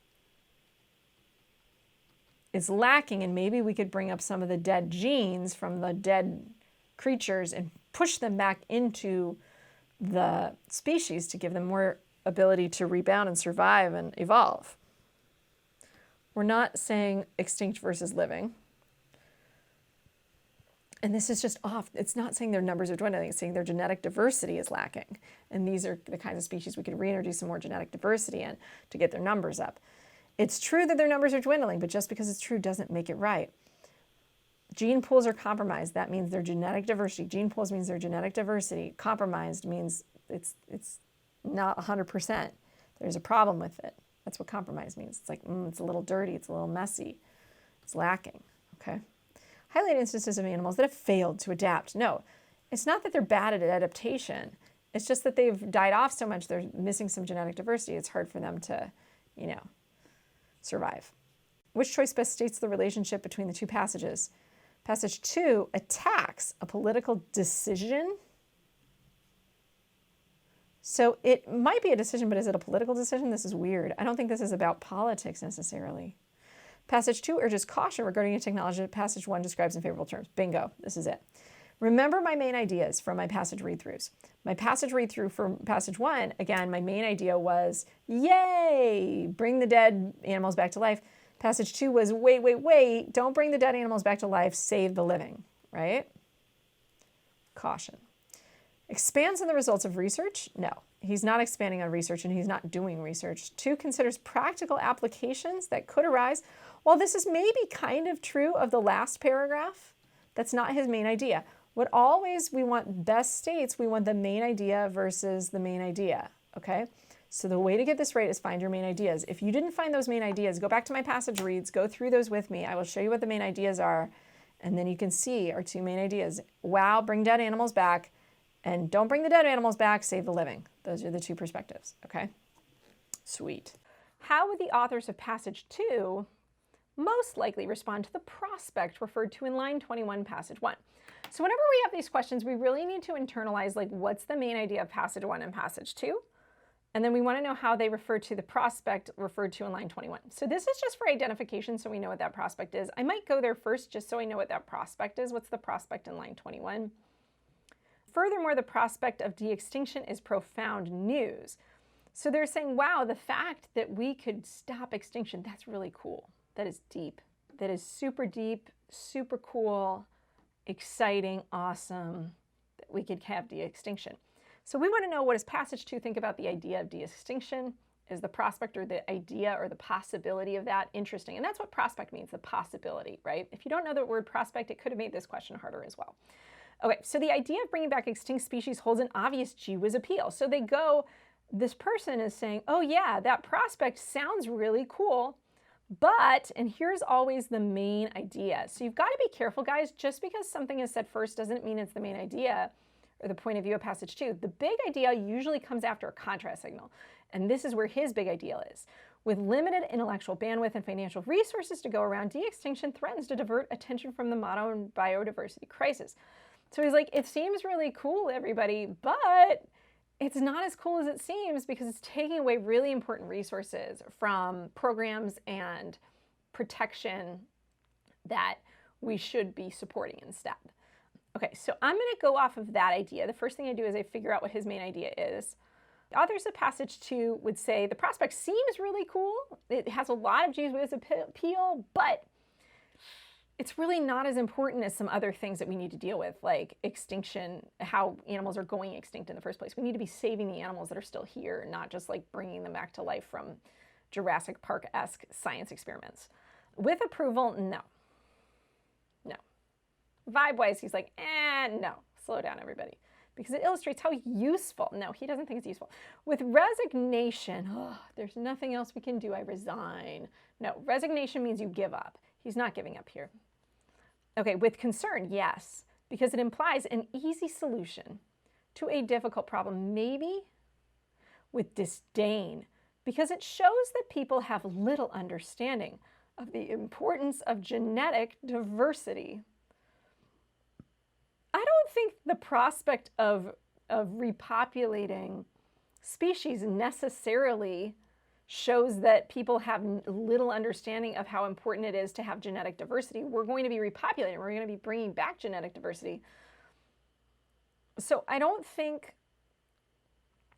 this is a little bit weird to me, with disdain. And the other thing is, he's like, it seems really cool. I get it. It seems really cool, but disdain is super strong. Concern is better. So I can also compare these, and I think I like concern better. It implies an easy solution, right? Oh, we'll just bring them back to a difficult problem. Now I'm going to look for more evidence. Oh, and this is not an evidence question. So one of the mistakes that you guys make is that you think that this is which of the following is the best evidence to support this, which it's not. So don't think that that is. But I'm going to go looking for some corroboration of this idea that implies an easy solution to what's actually much more complex.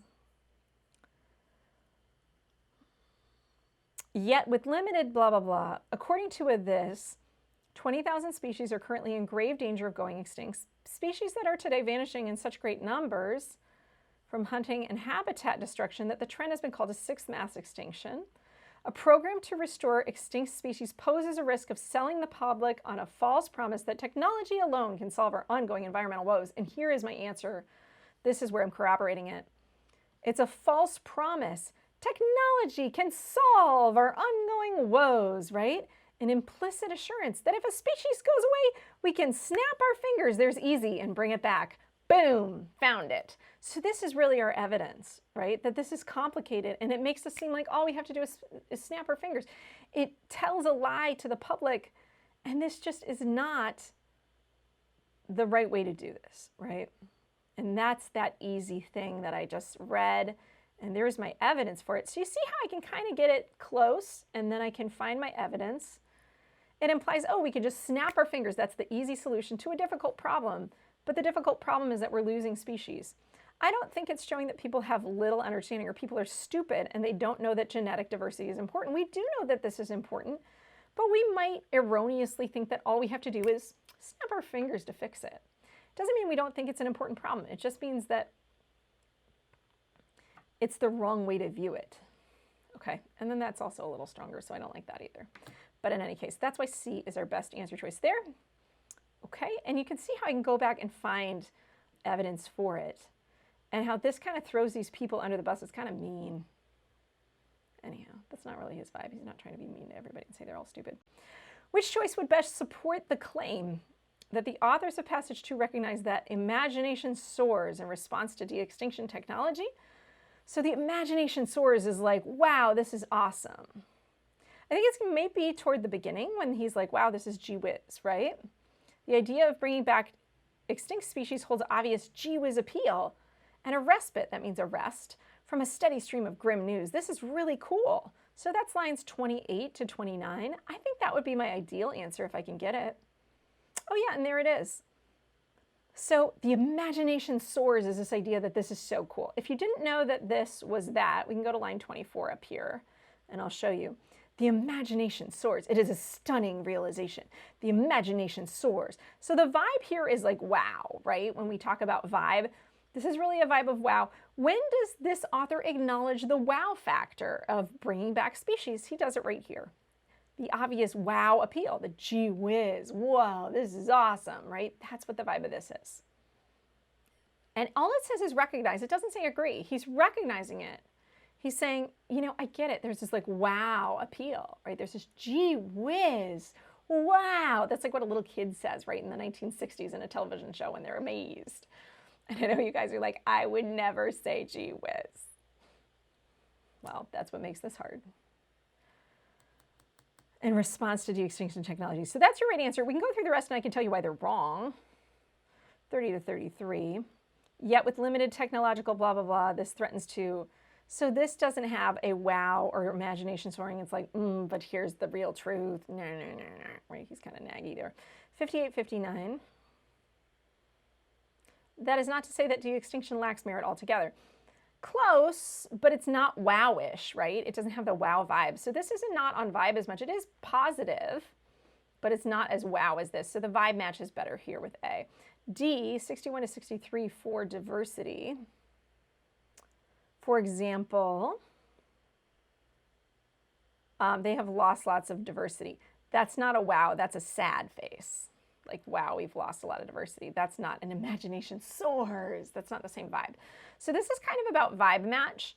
And we want to match this like, the imagination soars. This is so cool. We're bringing species back, with his acknowledgement or recognition of that. And remember, this word is just saying he acknowledges it. It doesn't mean he like totally agrees with it and thinks that that's the best attitude to have. It just means he recognizes it. And that's what's going on in the first couple of lines. Cool? Sweet. And that's it for number 47. We're done with this test. Woot, woot. Writing and language time.